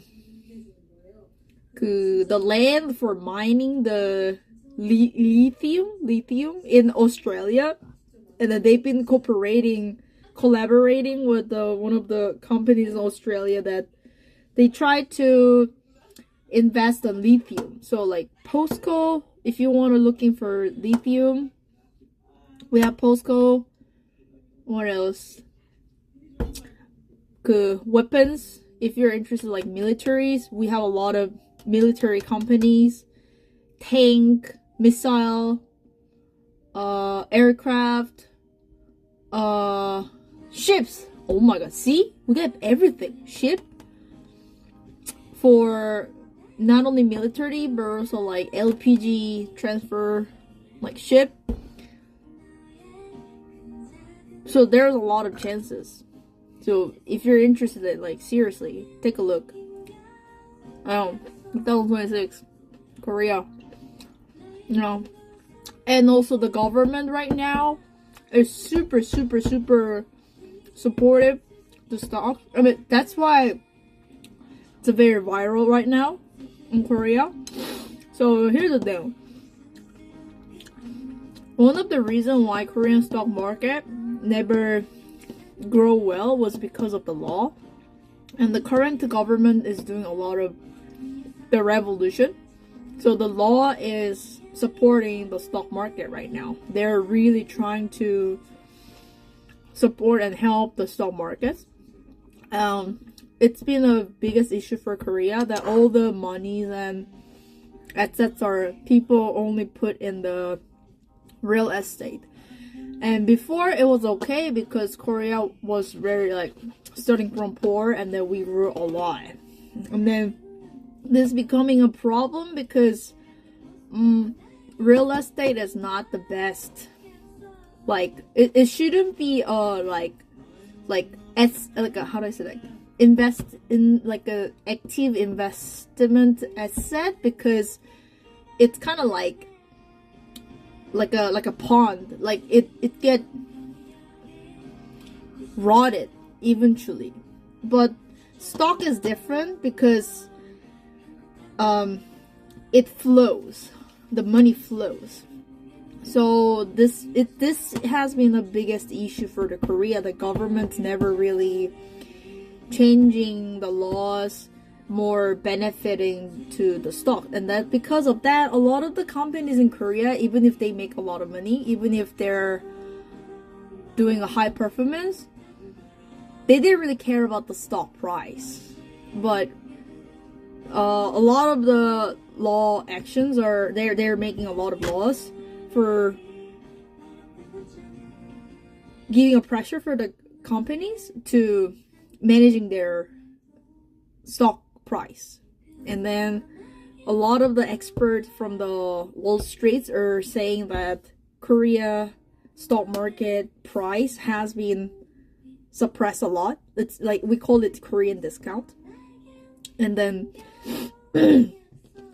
now this price is going back to the original price. Like so think about it, that this item is supposed to be $100, but it's been on the sale for such a long time, and then finally coming back to the normal price. Prevent it from crashing. That's something that we are a little concerned about it, and that's why I'm saying that you have to keep your eyes on it. Like, you know, it's like that. But let's see. Like, yeah, but this can be this can be a good chance. You know, always the change is the opportunity, and that you have to keep your eyes on it and try to seize the opportunity.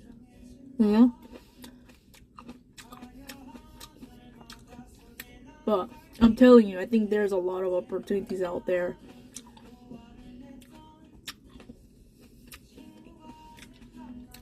I'm not saying that you have to buy it right now, chat, but at least keep an eye on it. And like, it doesn't goes up like this all the time. They're like doing this, right? So when it goes like this, you buy a little bit.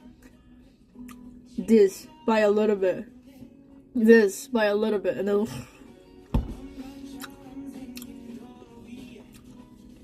creep? What is creep?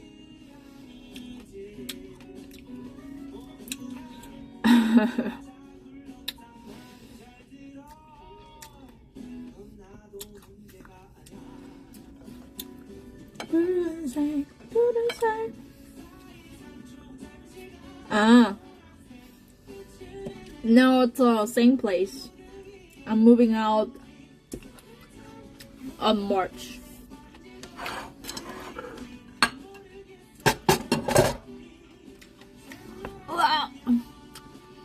how cheap your subways are. It's only $1 or so. Incredible value.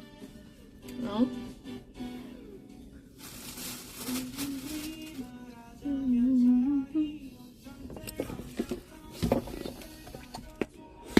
Everybody come to Korea! How funny it is. The last couple of years I've been complaining about like, oh, Korea sucks! I don't want to live in Korea! Now that I'm like, guys, I think Korea is actually good. What happened?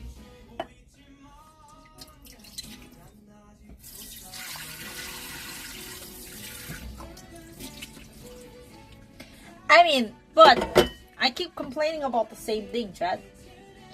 I don't like the culture. Korea is a great country. It's an amazing place to live as well. But there's a lot of things that we should work on it. Like, a lot of stuffs are, you know.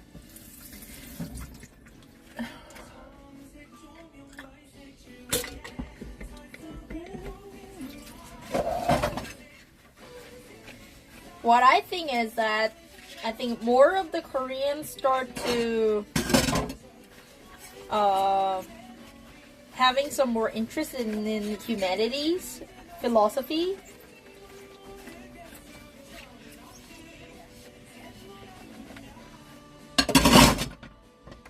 I think that's what we need right now. Because you know, the video that we watch, Ray Dalio, so seems like he's been studying about the humanities and economics. What I kind of realize is maybe those two are one of the most important things that we all should learn about it. Like, I think these two are the studies that can give a good balance of the life. So, think about it.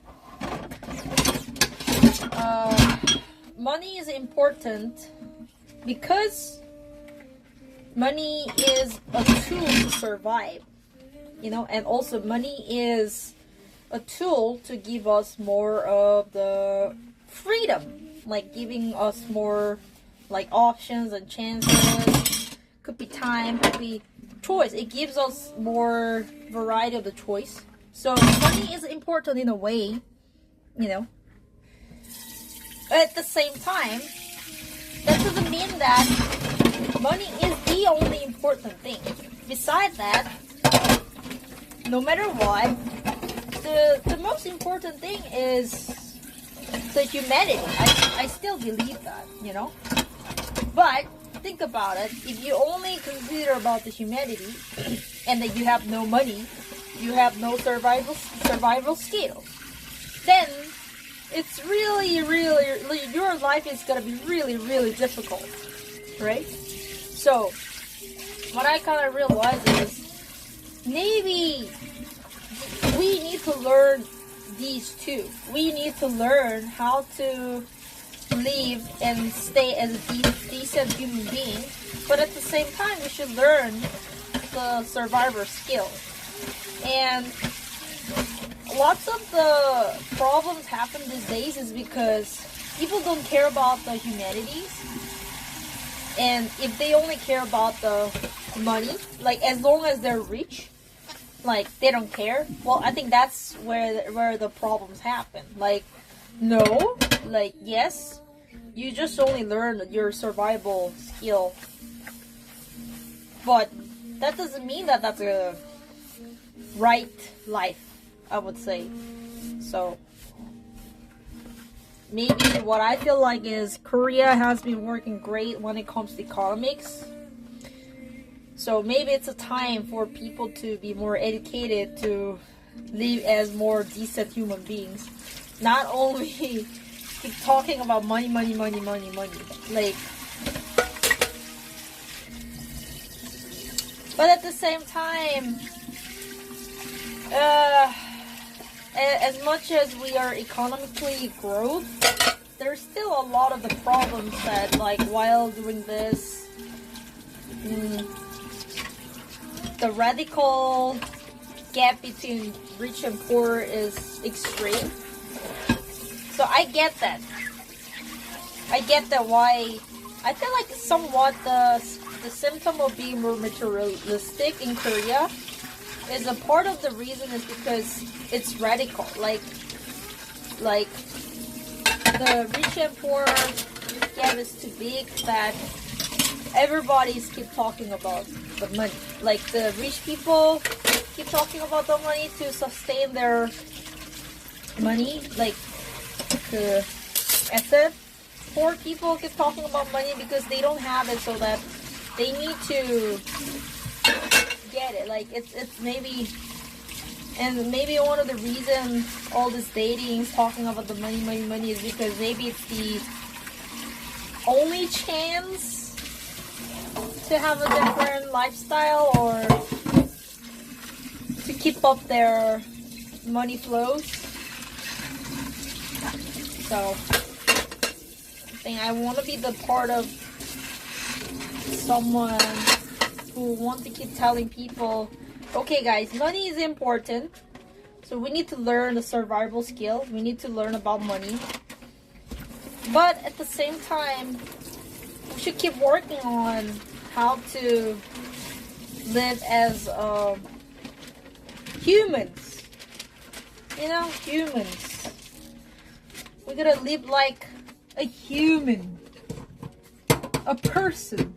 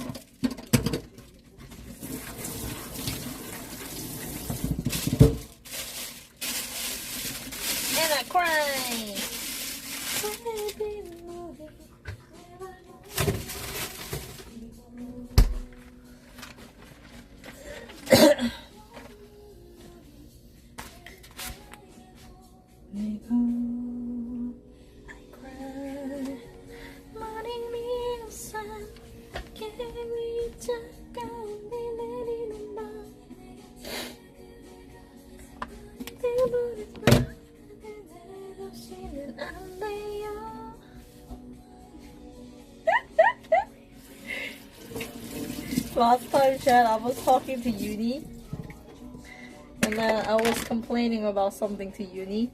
That like, I love my chat, but sometimes it's so challenging, It sucks! And then Uni was laughing, and do you know what she said? And we're like, they're so stubborn, and like, sometimes, like, and then Uni, do you know what Uni said?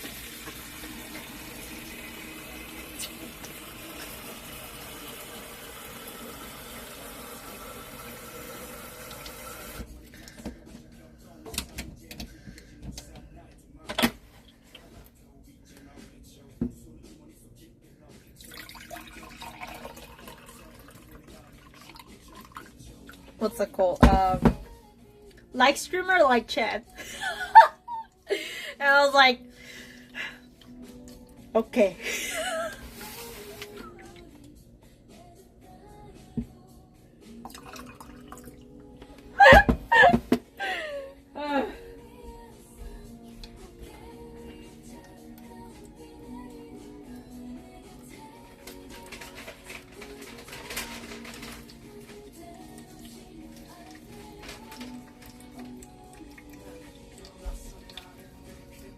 True. Shut up. I'm different, Chad. I'm not like you. I'm not.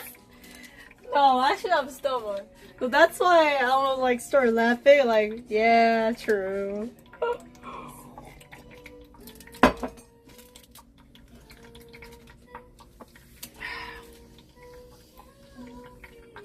Yeah, probably I'm more stubborn than most of you guys. At some stuffs. Like streamer, like chat. Yeah. It's like how funny it is that you know.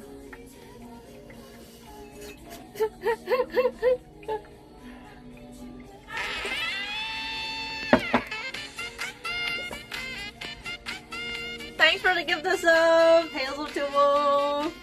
Thank you so much. Has gifted a sub to Jajang Yu. Yeah. Gifted a tier Oh, 1 man. sub to Jajang Yu. They have given 701 Ahem. subs in the channel.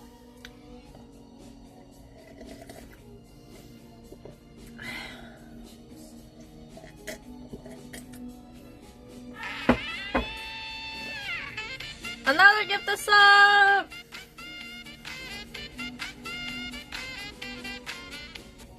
Thank you, thank you, thank you. A sub to Marketo01. Tale of Two Wolves gifted a tier 1 sub to Marketo01. They have given 702 gift subs in the channel.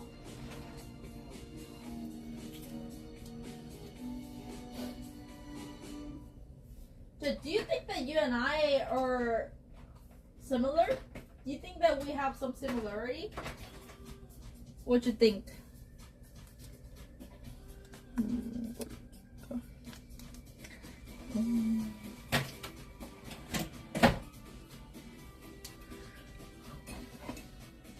Nah. You sure?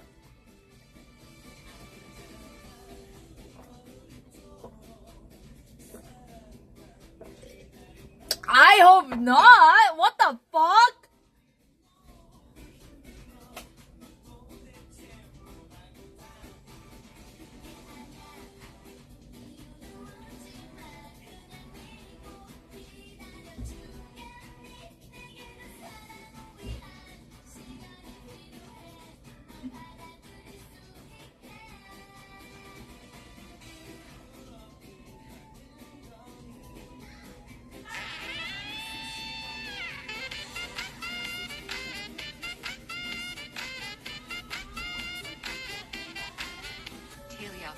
Has gifted a sub to Buddy Chilks. Tale of Two Wolves gifted a tier 1 sub to Buddy Chilks.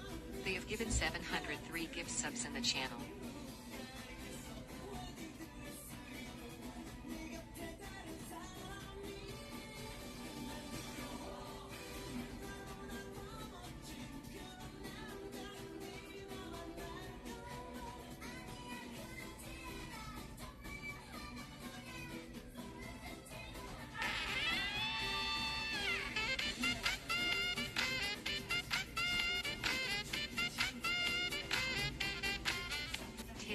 Wolves has gifted a sub to Albino Jesus. Tale of Two Wolves gifted a tier 1 sub to Albino Jesus. They have given 704 gift subs in the channel.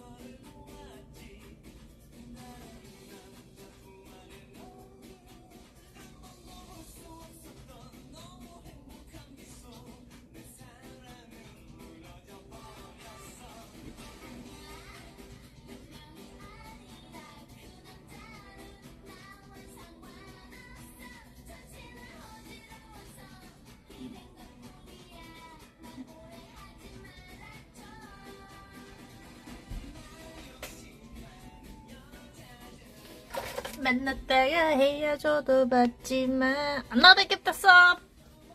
Thank you. 오, 메이크업 잘 된 것 같은데.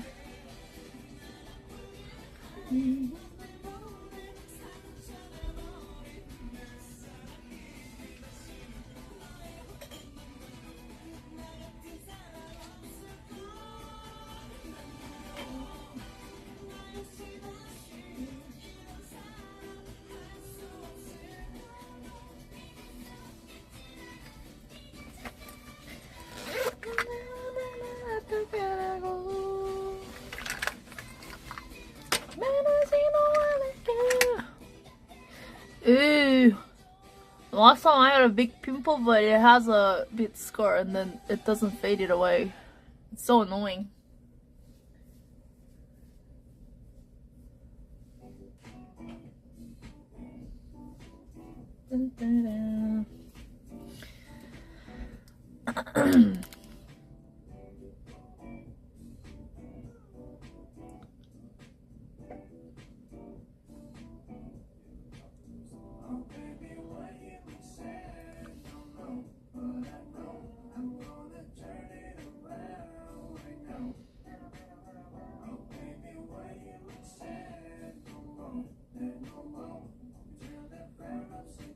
Shit.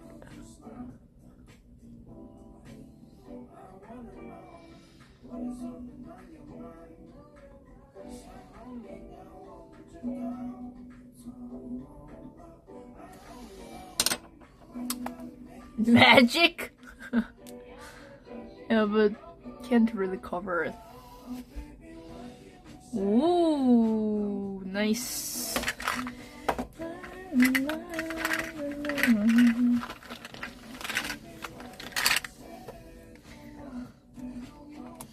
I don't love myself?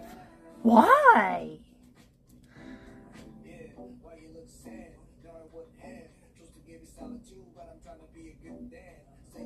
You should love yourself, Chad. You know? You're your bestie.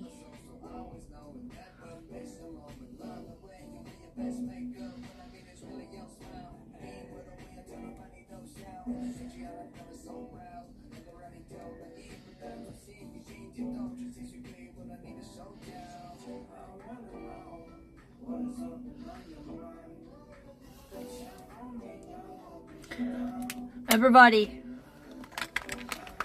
hold your hands. Hold your hand? No. Keep your hands up? No. Hold your hands up? How do you say it? Meet up some people? No, I have a sponsorship later. I have to record a video. Hands up. Okay. Put your right arm on your left arm. Put your left hands. Are you following? On your right arm. And pep pep. And say it. Good job. Can't type more, I'm doing things. Okay, stop typing, do it. Good job. Do this. I heard that this actually works, Chad. So, according to the research, the oldest kind of like the physical affection gives you the like oxytocin and hormone. And yeah, of course, if you have someone else, somebody to do it together, that'd be great. But the fun thing is that self affection is work well as well. This work. So from now on, we're gonna do this, Chad. You pet me. No, we're gonna say every stream, hands up, right hand on left arm, left hand on right arm, and we're like, good job. No, it works, Chad. I'm telling you, it works. Actual psychological research. Do you know how many smart people out there in this world, and then they spend hours and hours and hours and studied about it, and then we're like, that's what I'm saying, we're living in such a great world. All we have to do is just browse, like a web surfing, browsing, and find all this, like, you know, information, and like, oh my god, it's great, you know? Yeah, do this, chat. Do this. No, it said it actually works.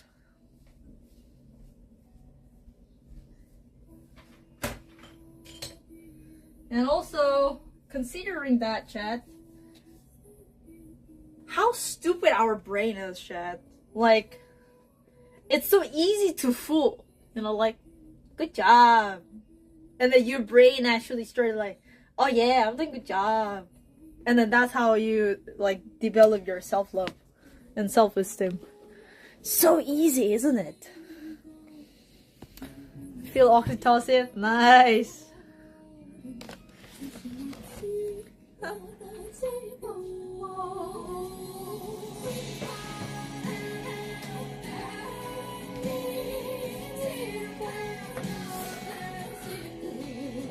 Robo Waifu? 안돼! Chen! Please don't buy the Robo Waifu! That's not good. Okay, so here's the thing. Do you know why I'm against to the AI girlfriend or...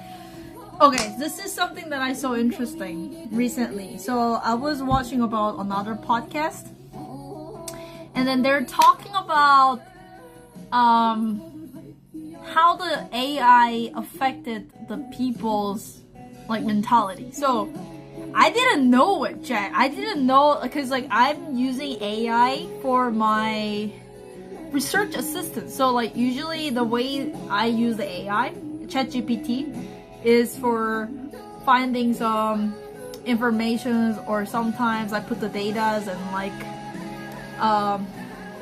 like analyzing it. But I was surprised that a lot of my friends are using for their emotional support. They're like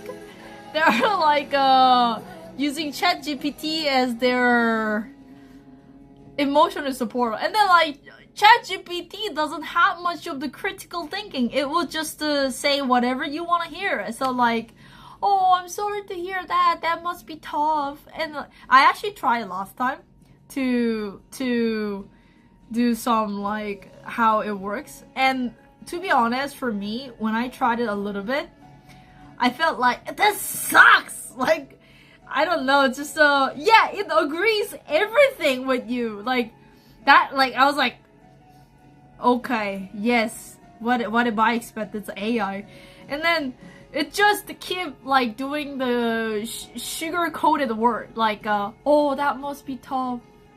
Yes, like I understand. You're definitely right. You're doing a great job. Like I was like, fuck this. But the funny part was that need Grok to be toxic? What do you mean? You think Grok is different? I've never used Grok, so I have no idea.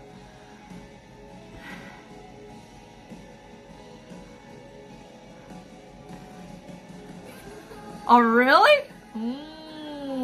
Okay. But at the same time, it depends on how you used it, I think. Because I remember that last time, wasn't it Genie or something? That like, her ChatGPT was like, super mischievous. But mine is like, kinda, yeah, something, I don't know. But anyway. But the thing is that I was watching a podcast, and then the podcast was talking about that lots of people are emotionally rely on AI, and then they wouldn't, cause like we're scared to talk about some stuffs from the like in front of the people, cause like we can't really expect what this person gonna say. Like they can like hurt us, they can like attack us or whatever like that. But AI always a good listener, and then that rewarded people more, and like people often forgetting about how to how do I say this, like a bit of narcissistic, like I don't know how to express this, like the AI is more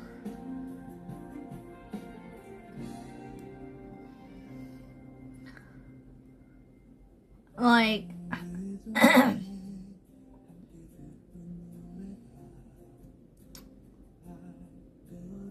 spoil people? Like, how do I explain this? Like, let's think about it. What did I try to say? 뭐 얘기하고 싶었을까?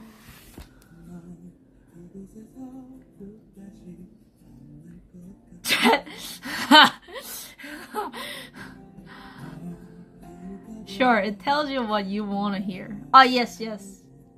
That's basically what I tried to say, I think.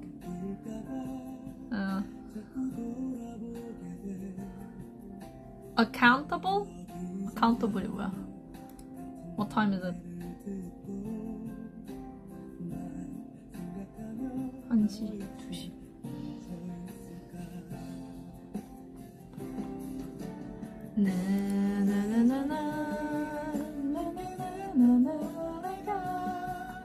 So today I'm getting the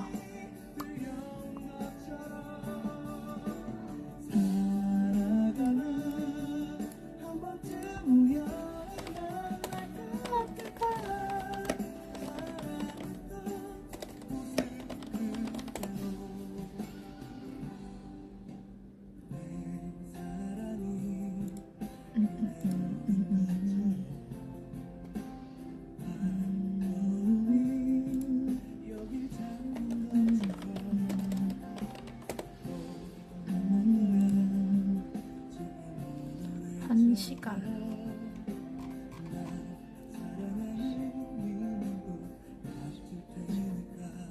Okay.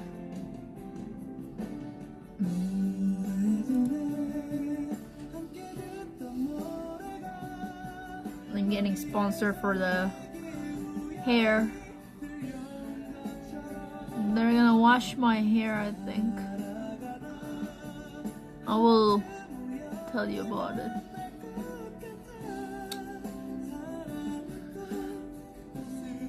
Jed, don't you think that I'm bald or something? These I keep thinking about this. Do I have enough hair?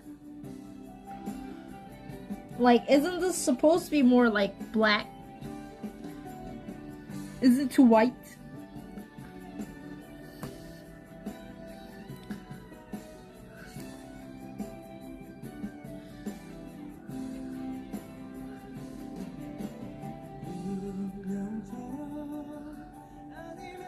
My hair is fine?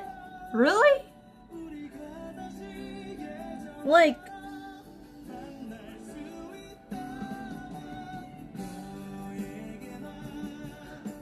I feel like I don't really have much hair. Like, look at this.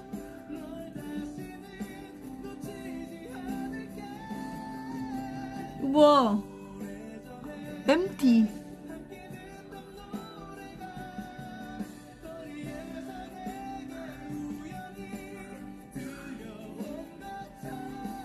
Really? It's like empty.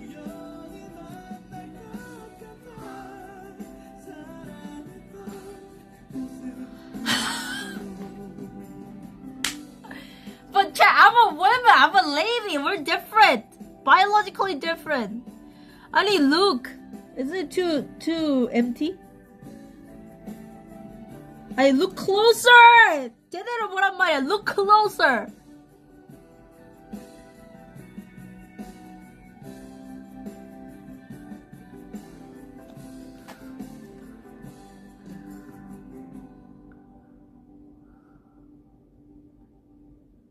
Yeah, maybe I'll go ask the shop.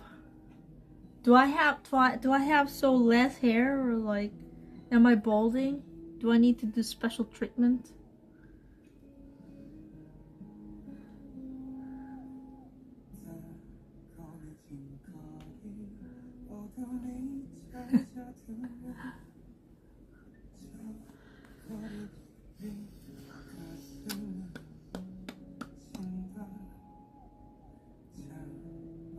Bulge? No!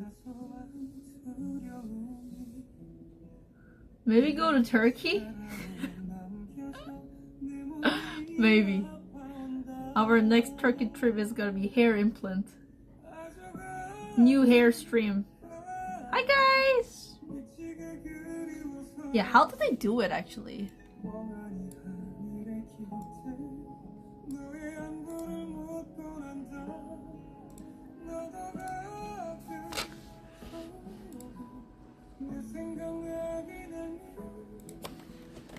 Turkey hair transplant.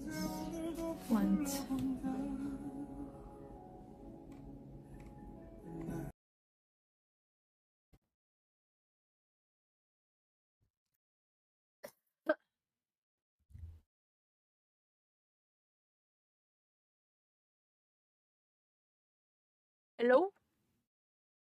Mike Madlack. It's come to my attention that Mike Malak has gotten a hair transplant. This is Logan Paul's best friend, and we're gonna do a reaction right now. So the video is called "I Got a $2,000 Hair Transplant in Turkey: The Night Shift." Let's go. I want to look. The mirror's right to my left. I'm so scared. Yeah, you know, most people come into surgery scared and excited at the same time. Here we are. We're flying to Turkey. Oh, okay, so they're going to Turkey now, okay. So it's interesting, I wonder if he's going to go through his reasoning for picking Turkey and how he selected a clinic in Turkey, because we get asked that all the time. You probably wondered for a long time, why does Mike always wear the hat? My hair is thin. Okay, so let's take a look at his hair here. So it looks like he's at least a Norwood 3, if not heading towards 4. And he's got these deep frontotemporal recessions. It looks like he still has some frontal forelock hair, but his temples have recessed back, his frontotemporal angles have opened up quite a bit. And so I guess he's getting more insecure and wearing a hat. I could have spent $20,000-$30,000 like everybody else does to do in LA. $20,000-$30,000. Yeah, that's on the higher end of things for especially the first or one hair transplant. Usually they don't cost quite as much, but again, it depends on the place, and of course LA, New York are going to be some of the more expensive places. I think my whole on like in the back. I don't want to look. The mirror's right to my left.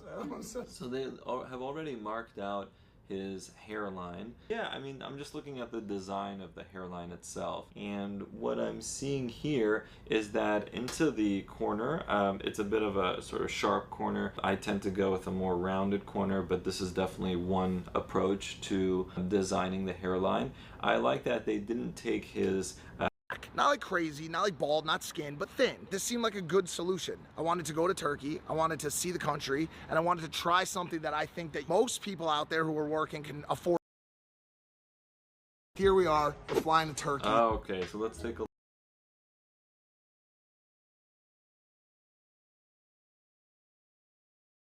Wow. Yeah, at the first time, Chad, when I saw this at the flight, I was so confused. So everybody looks like this guy. You see the white, like the bandage stuffs. I don't know what this are, but like this. And everybody's head looks like this. It's like before I knew about this, it looked, for me it looked like tattoo. And imagine that I was at the flight and then I have no clue what this is, right? And you look at this section and all these guys, like the white like bandage on their head with the like for me it looks like a tattoo. Same tattoo. So I was like, is this like you some sort of a gang or something like that? Before I heard it from you. Because literally that time when I was a flight, there's a whole aisle, like from here to there, like almost like 10 people. Everybody.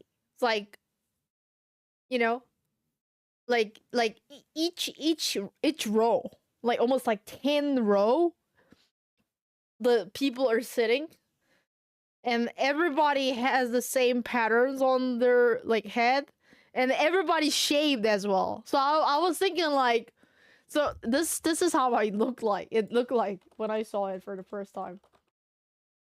But later on, when I talked to you guys, I just realized, oh, it's just a big like tourism market. So at the flight, oh my god, I should have take a picture or something. So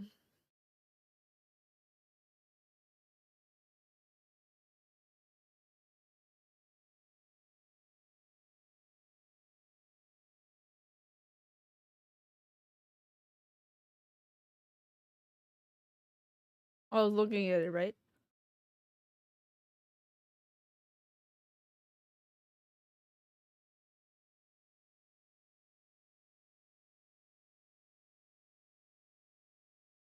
Like 10 of them. Like this, you know? Imagine, chat.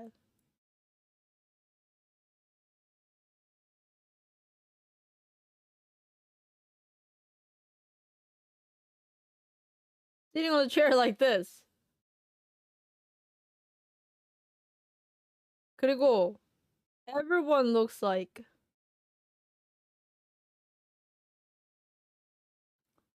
this is the bandage thing.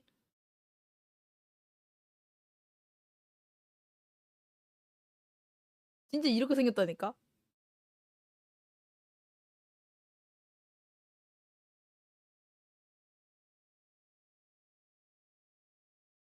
그리고 이제 타투 때문에 because of the tattoo. Not tattoo, like the surgery. A little bit of like blood scab.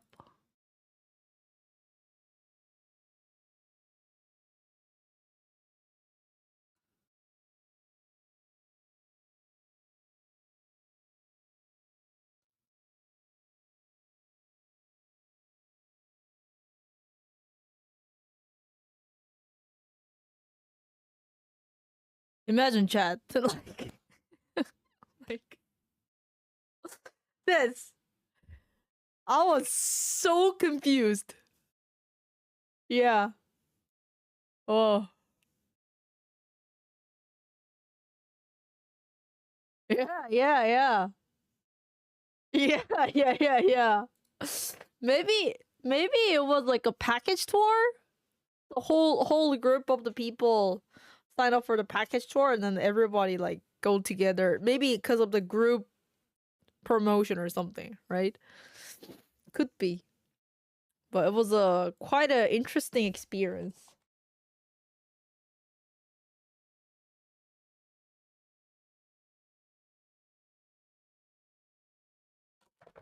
Group discount. Could be.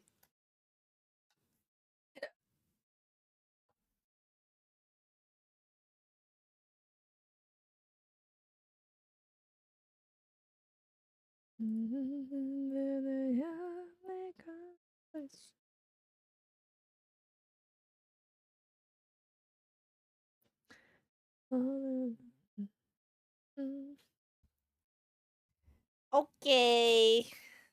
I think I can play a little bit and then I should head to the hair spa. Oh, yum, yum, yum.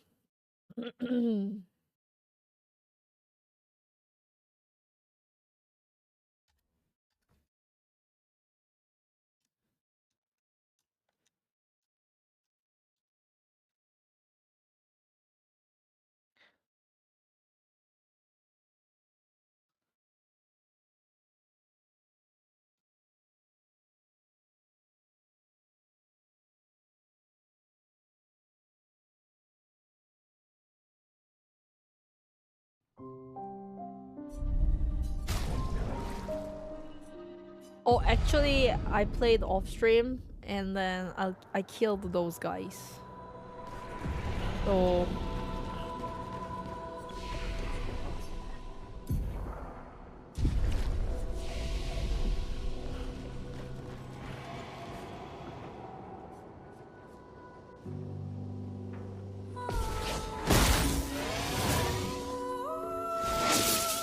take cover.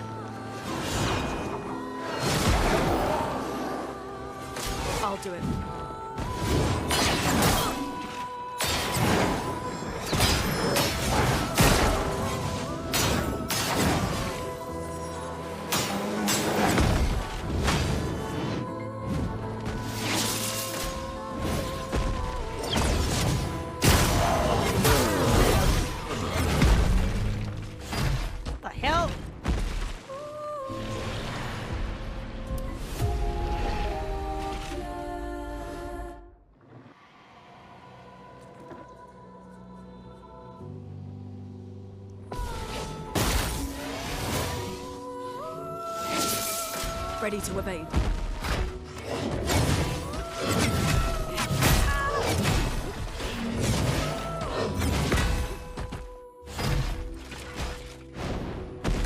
Please survive.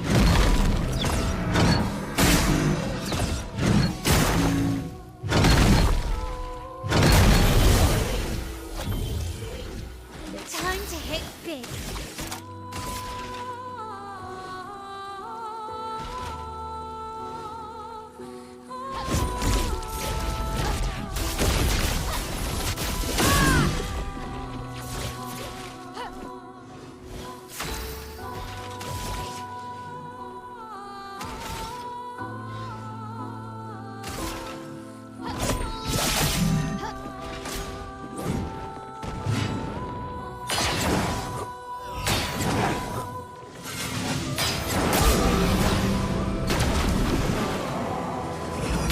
Ê, 뭐하냐? 뭐하냐? 에이, 라이. Take cover! Now was our chance. Quake in fear.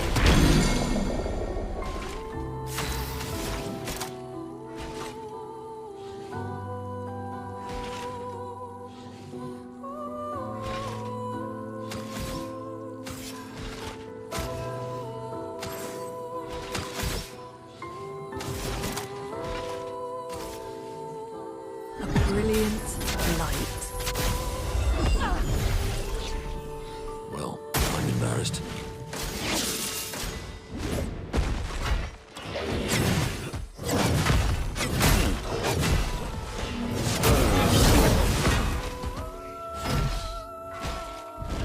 I'm ready. Fiery. Dodge! 아, 아깝다.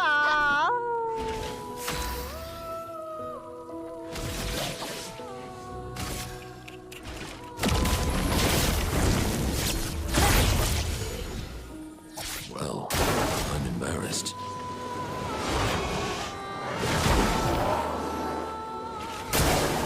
I'll do it.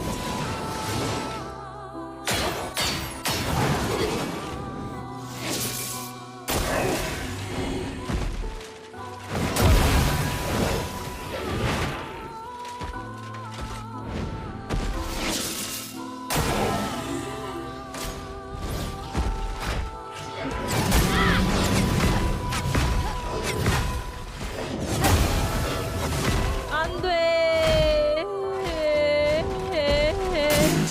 Mayhem.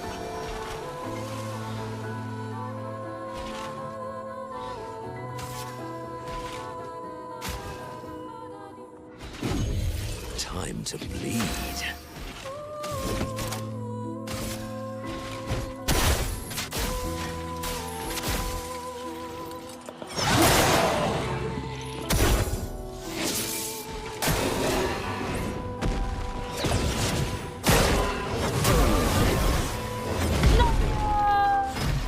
Oh. Oh.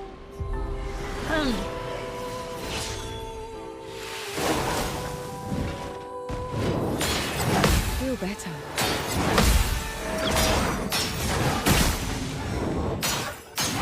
Okay.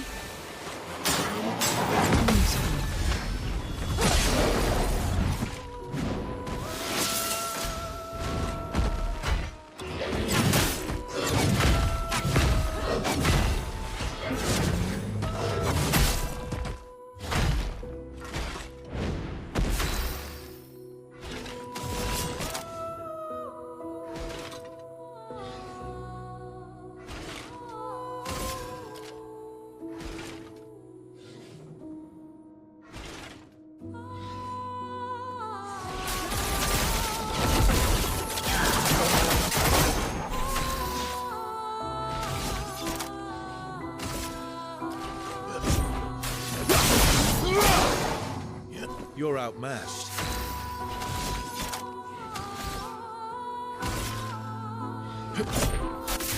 Time to strike. No! Ah!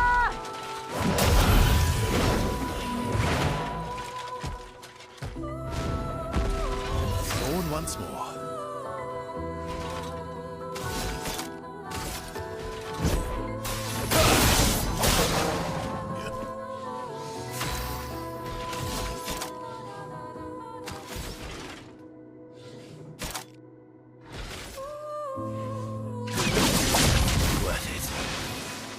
I'm waiting.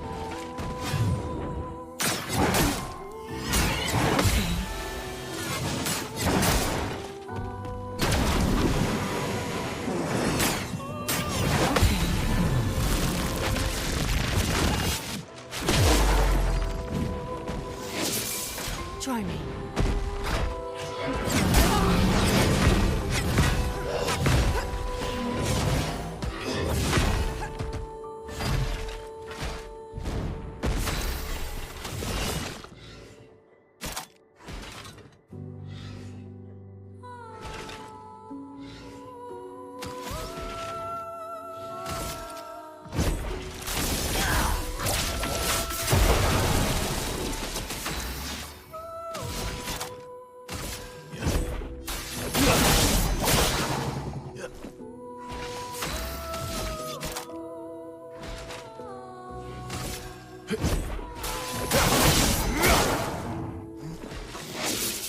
I'm waiting.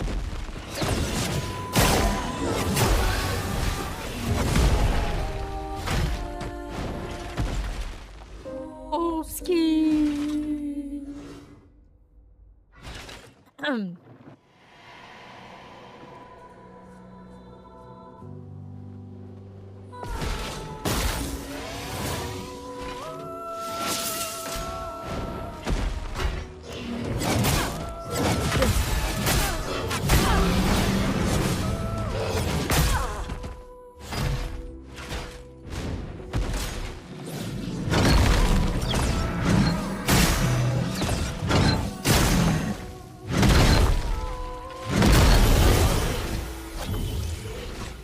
It's shut. Fiery. Dodge. Finesse and grace.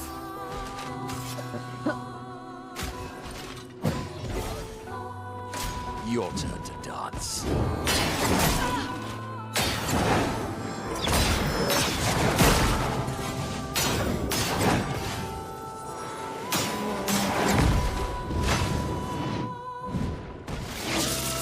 God off.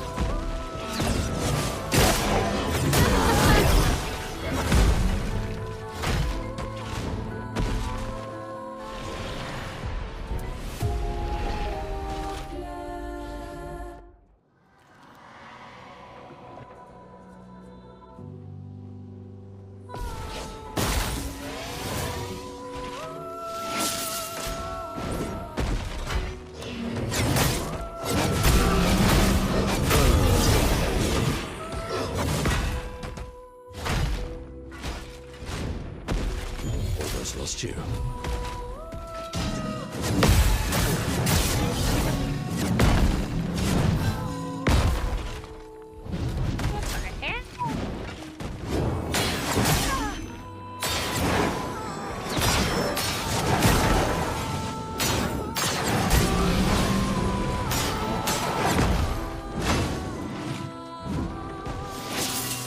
Grenade, watch out.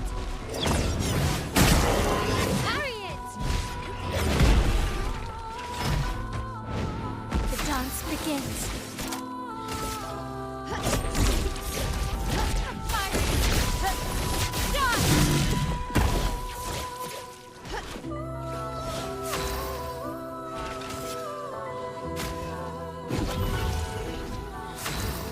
I'm embarrassed.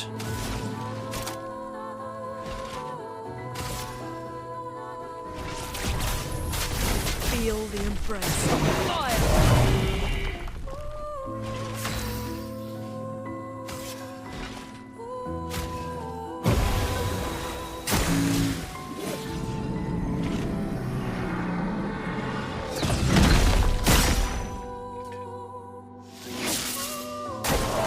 Foolish move.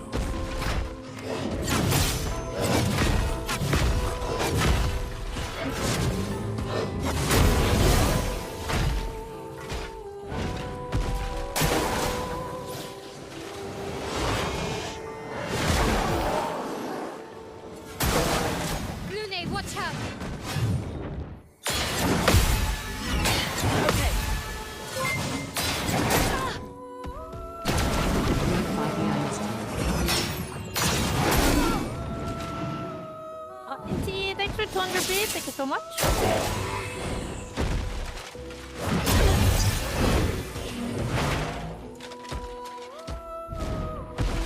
I won't lose again.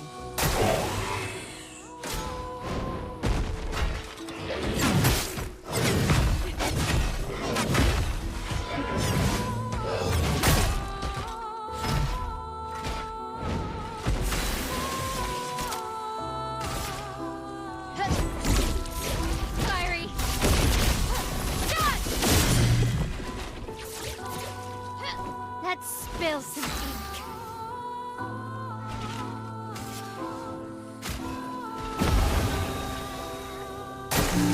Okay.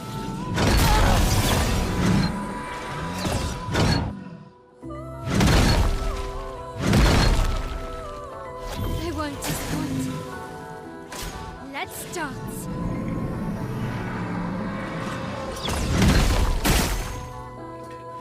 I'm ready.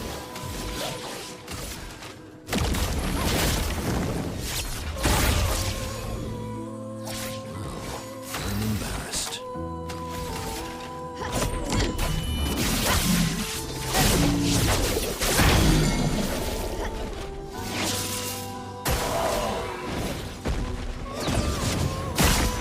Start up.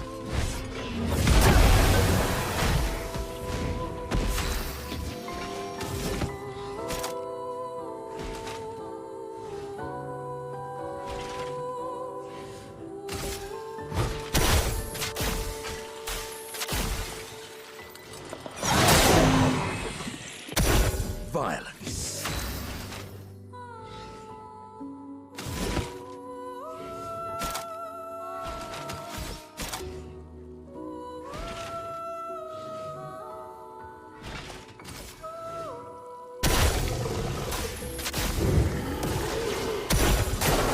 For me.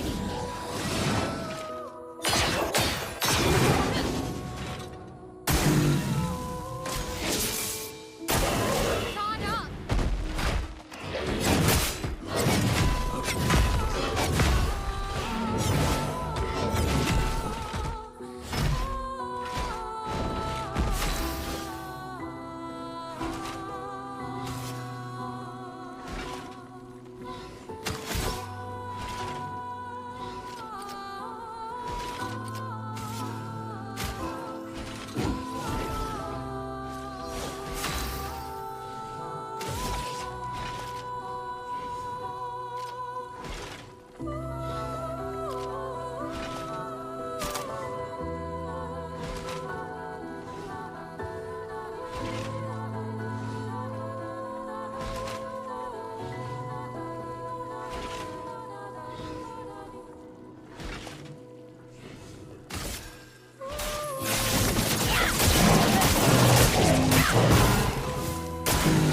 Your turn to shine.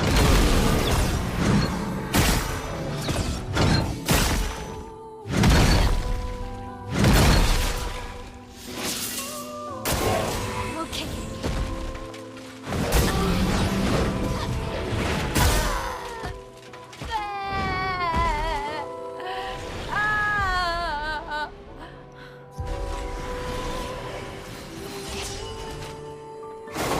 Not today.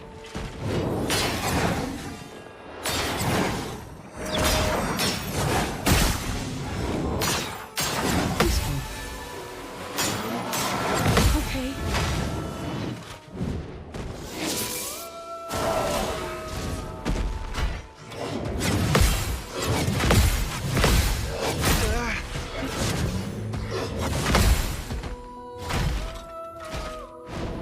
I'll manage.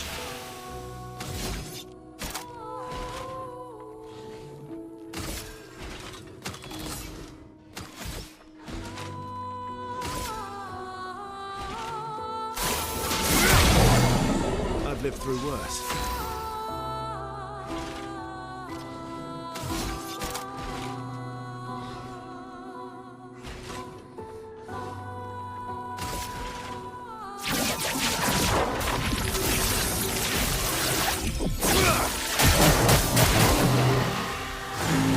Oh well.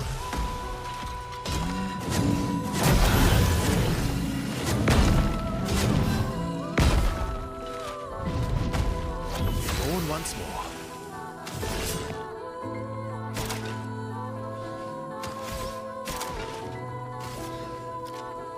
Show me what you can do.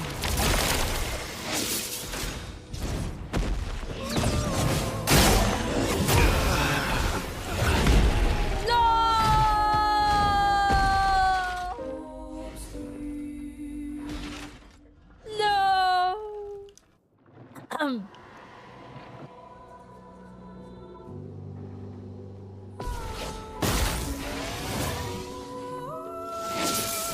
Danger!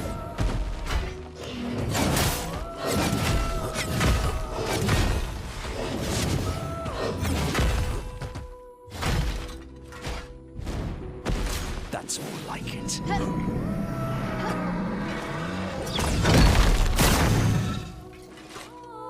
I'd love a dance. Watch out, Minoko.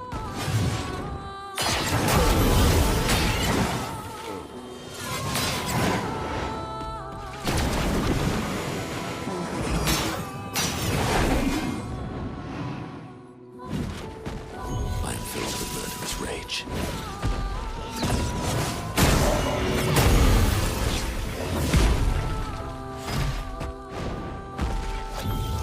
Let's finish this. Let's dance.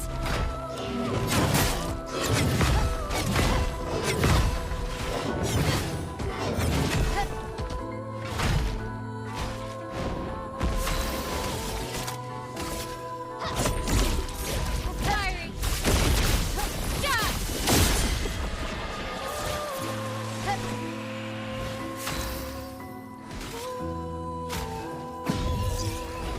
Let the ink flow.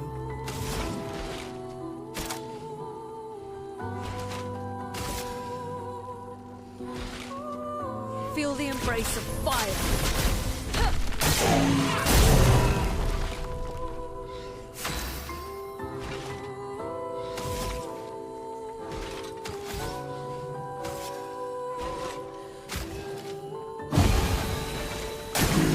Let's dance.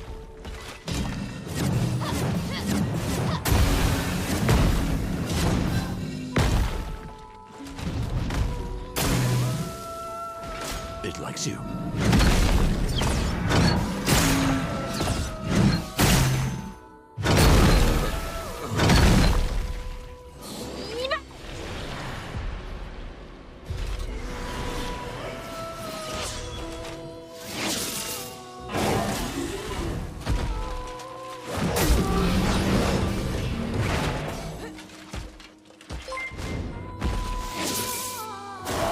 Oh well.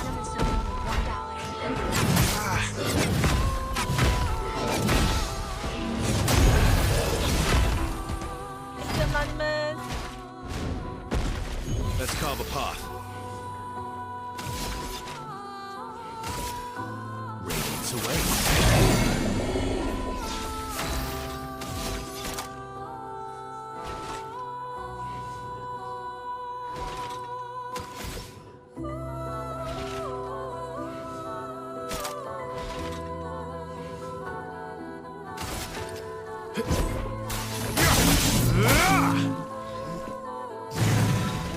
Ready?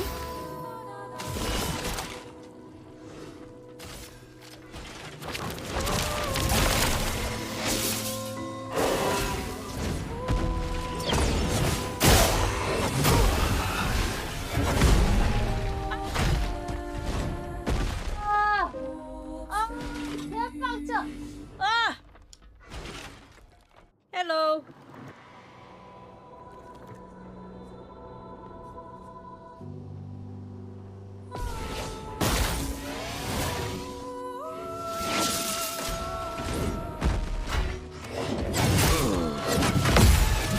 Invigorating.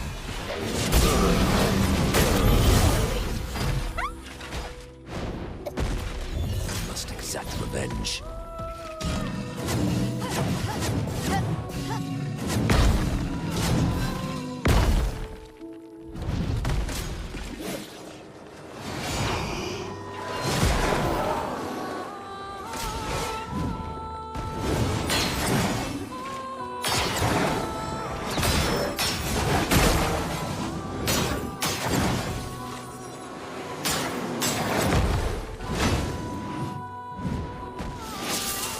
It likes you.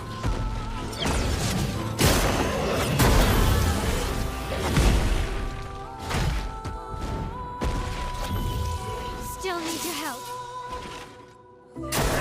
Caught up.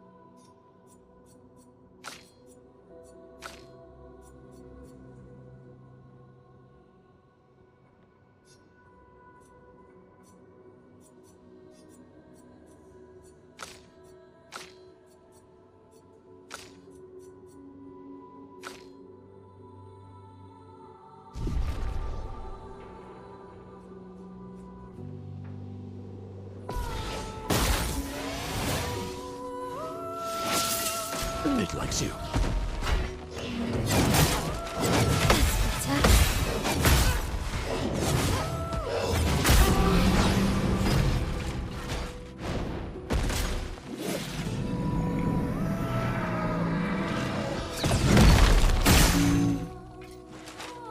On me.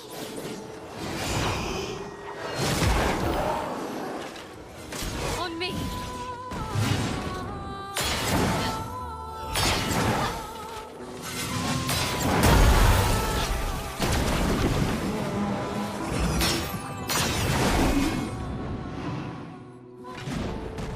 You can't leave us yet. Fiery. Dodge! What? Let's spill some ink.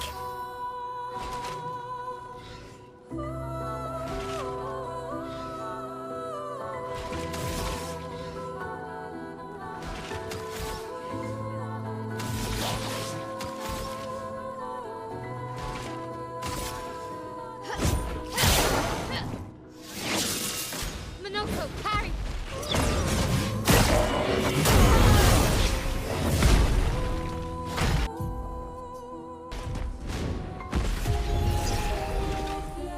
Okay. I think this is gonna be my last try. Oopski. So frustrating.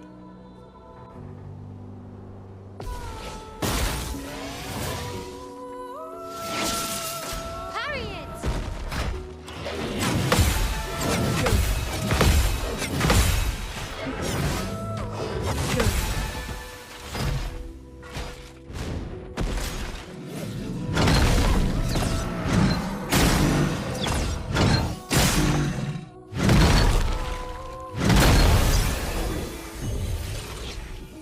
개빡치노.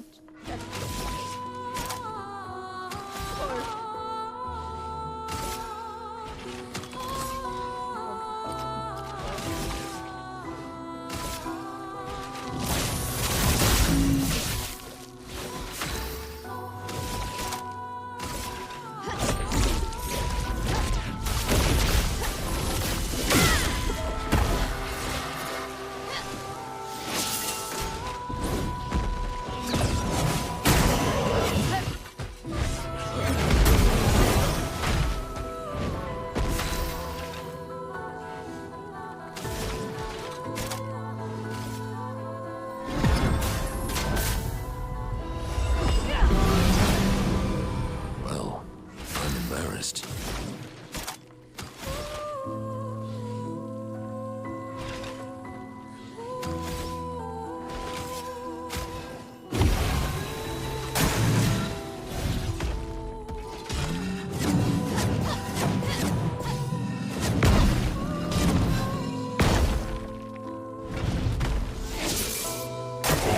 Take cover!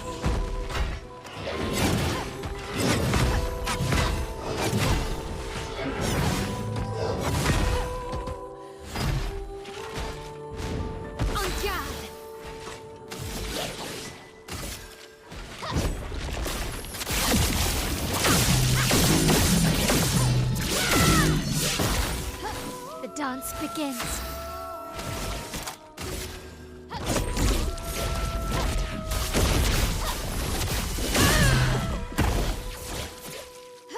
So much power.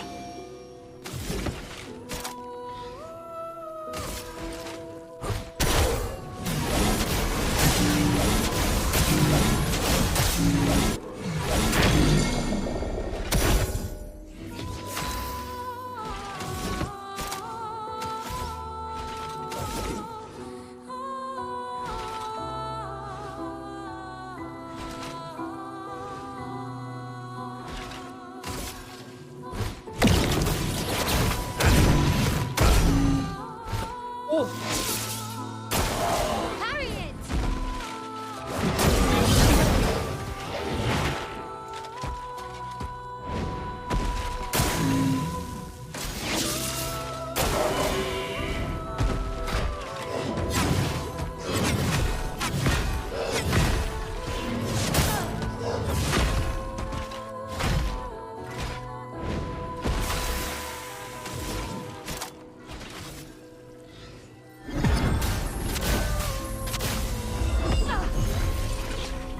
The expedition's not over.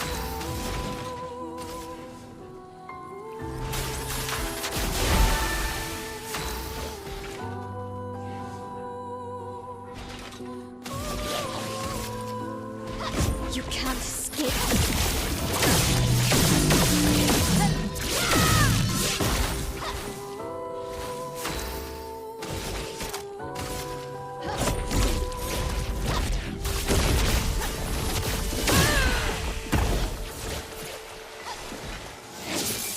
It likes you. Parry it!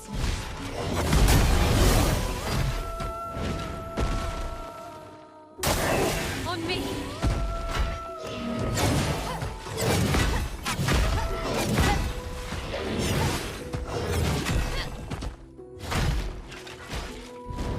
Let's spill some ink.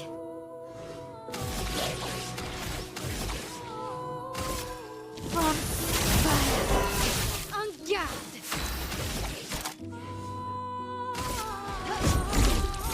Fiery! Done! A storm is coming.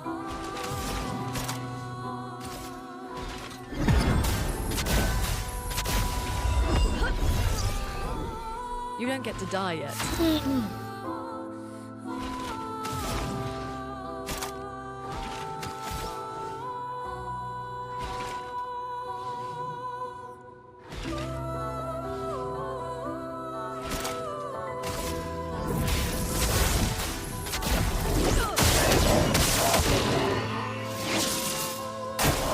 Please survive!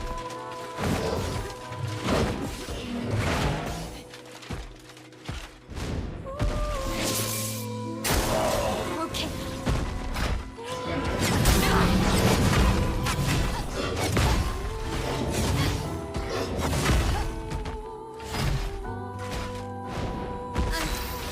Okay. Good.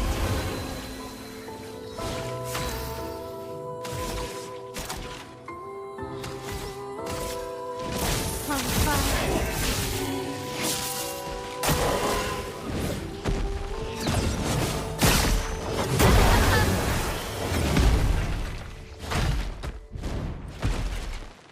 No! No!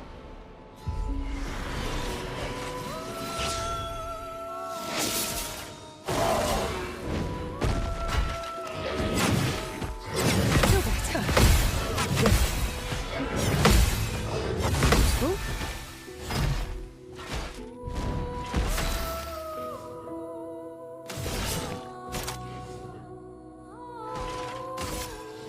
Lady Luck smiled today.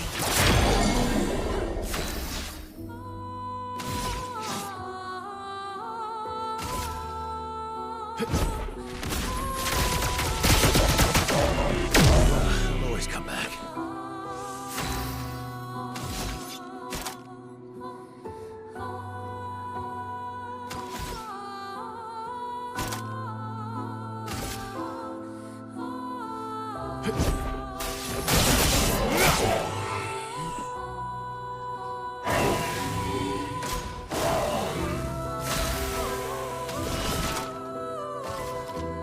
Show me what you can do.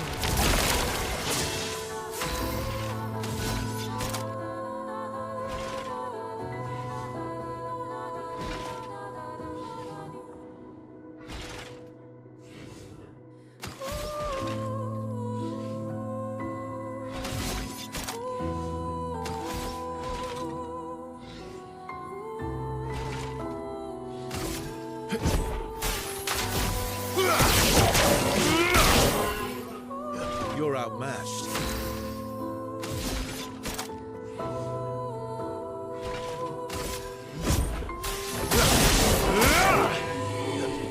I'm waiting.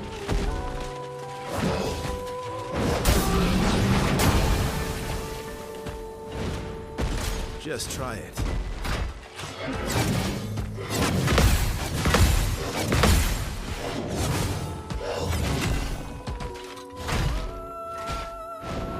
Cut him down.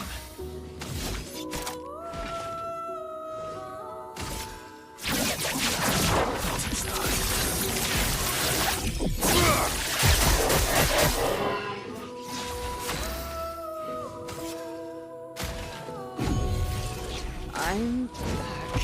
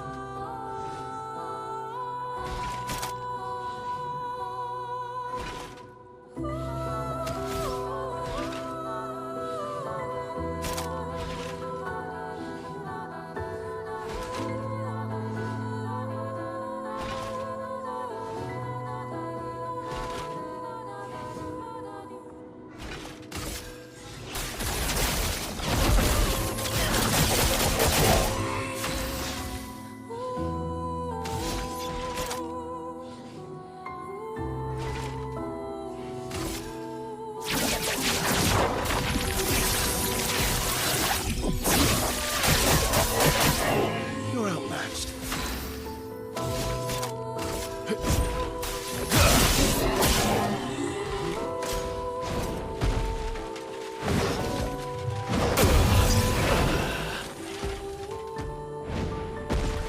Let's finish this.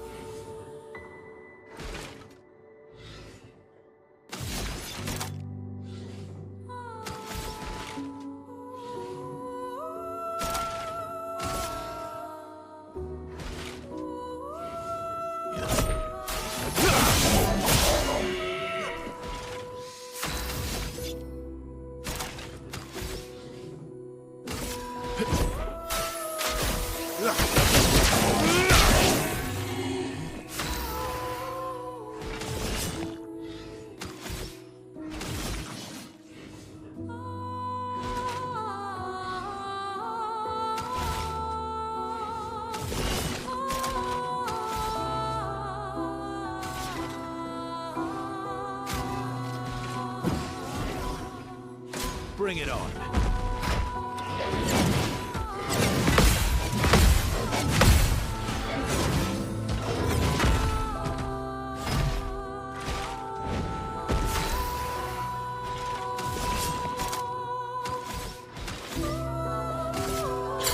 Cut him down.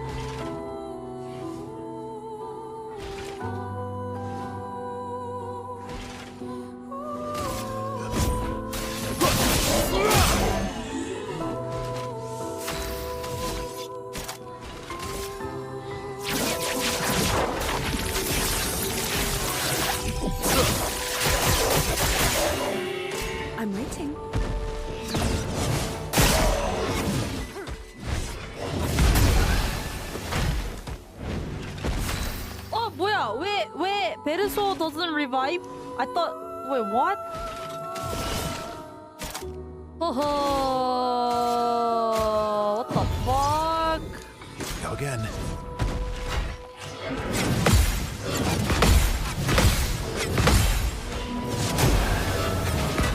No!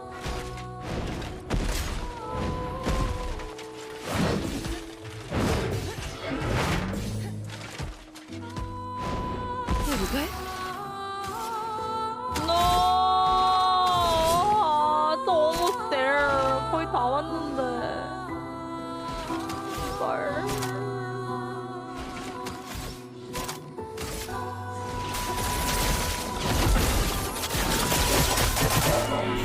I'm waiting.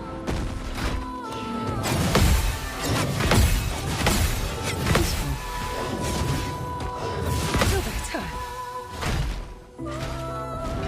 Ready?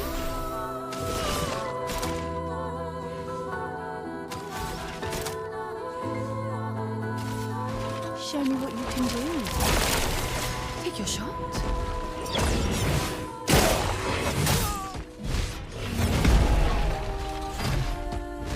That was so close! Could have won!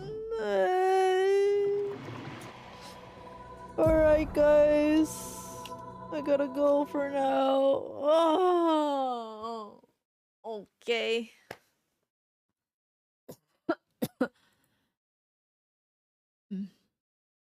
Yeah, see you tomorrow again, chat. Alright, thanks for watching. See you soon again.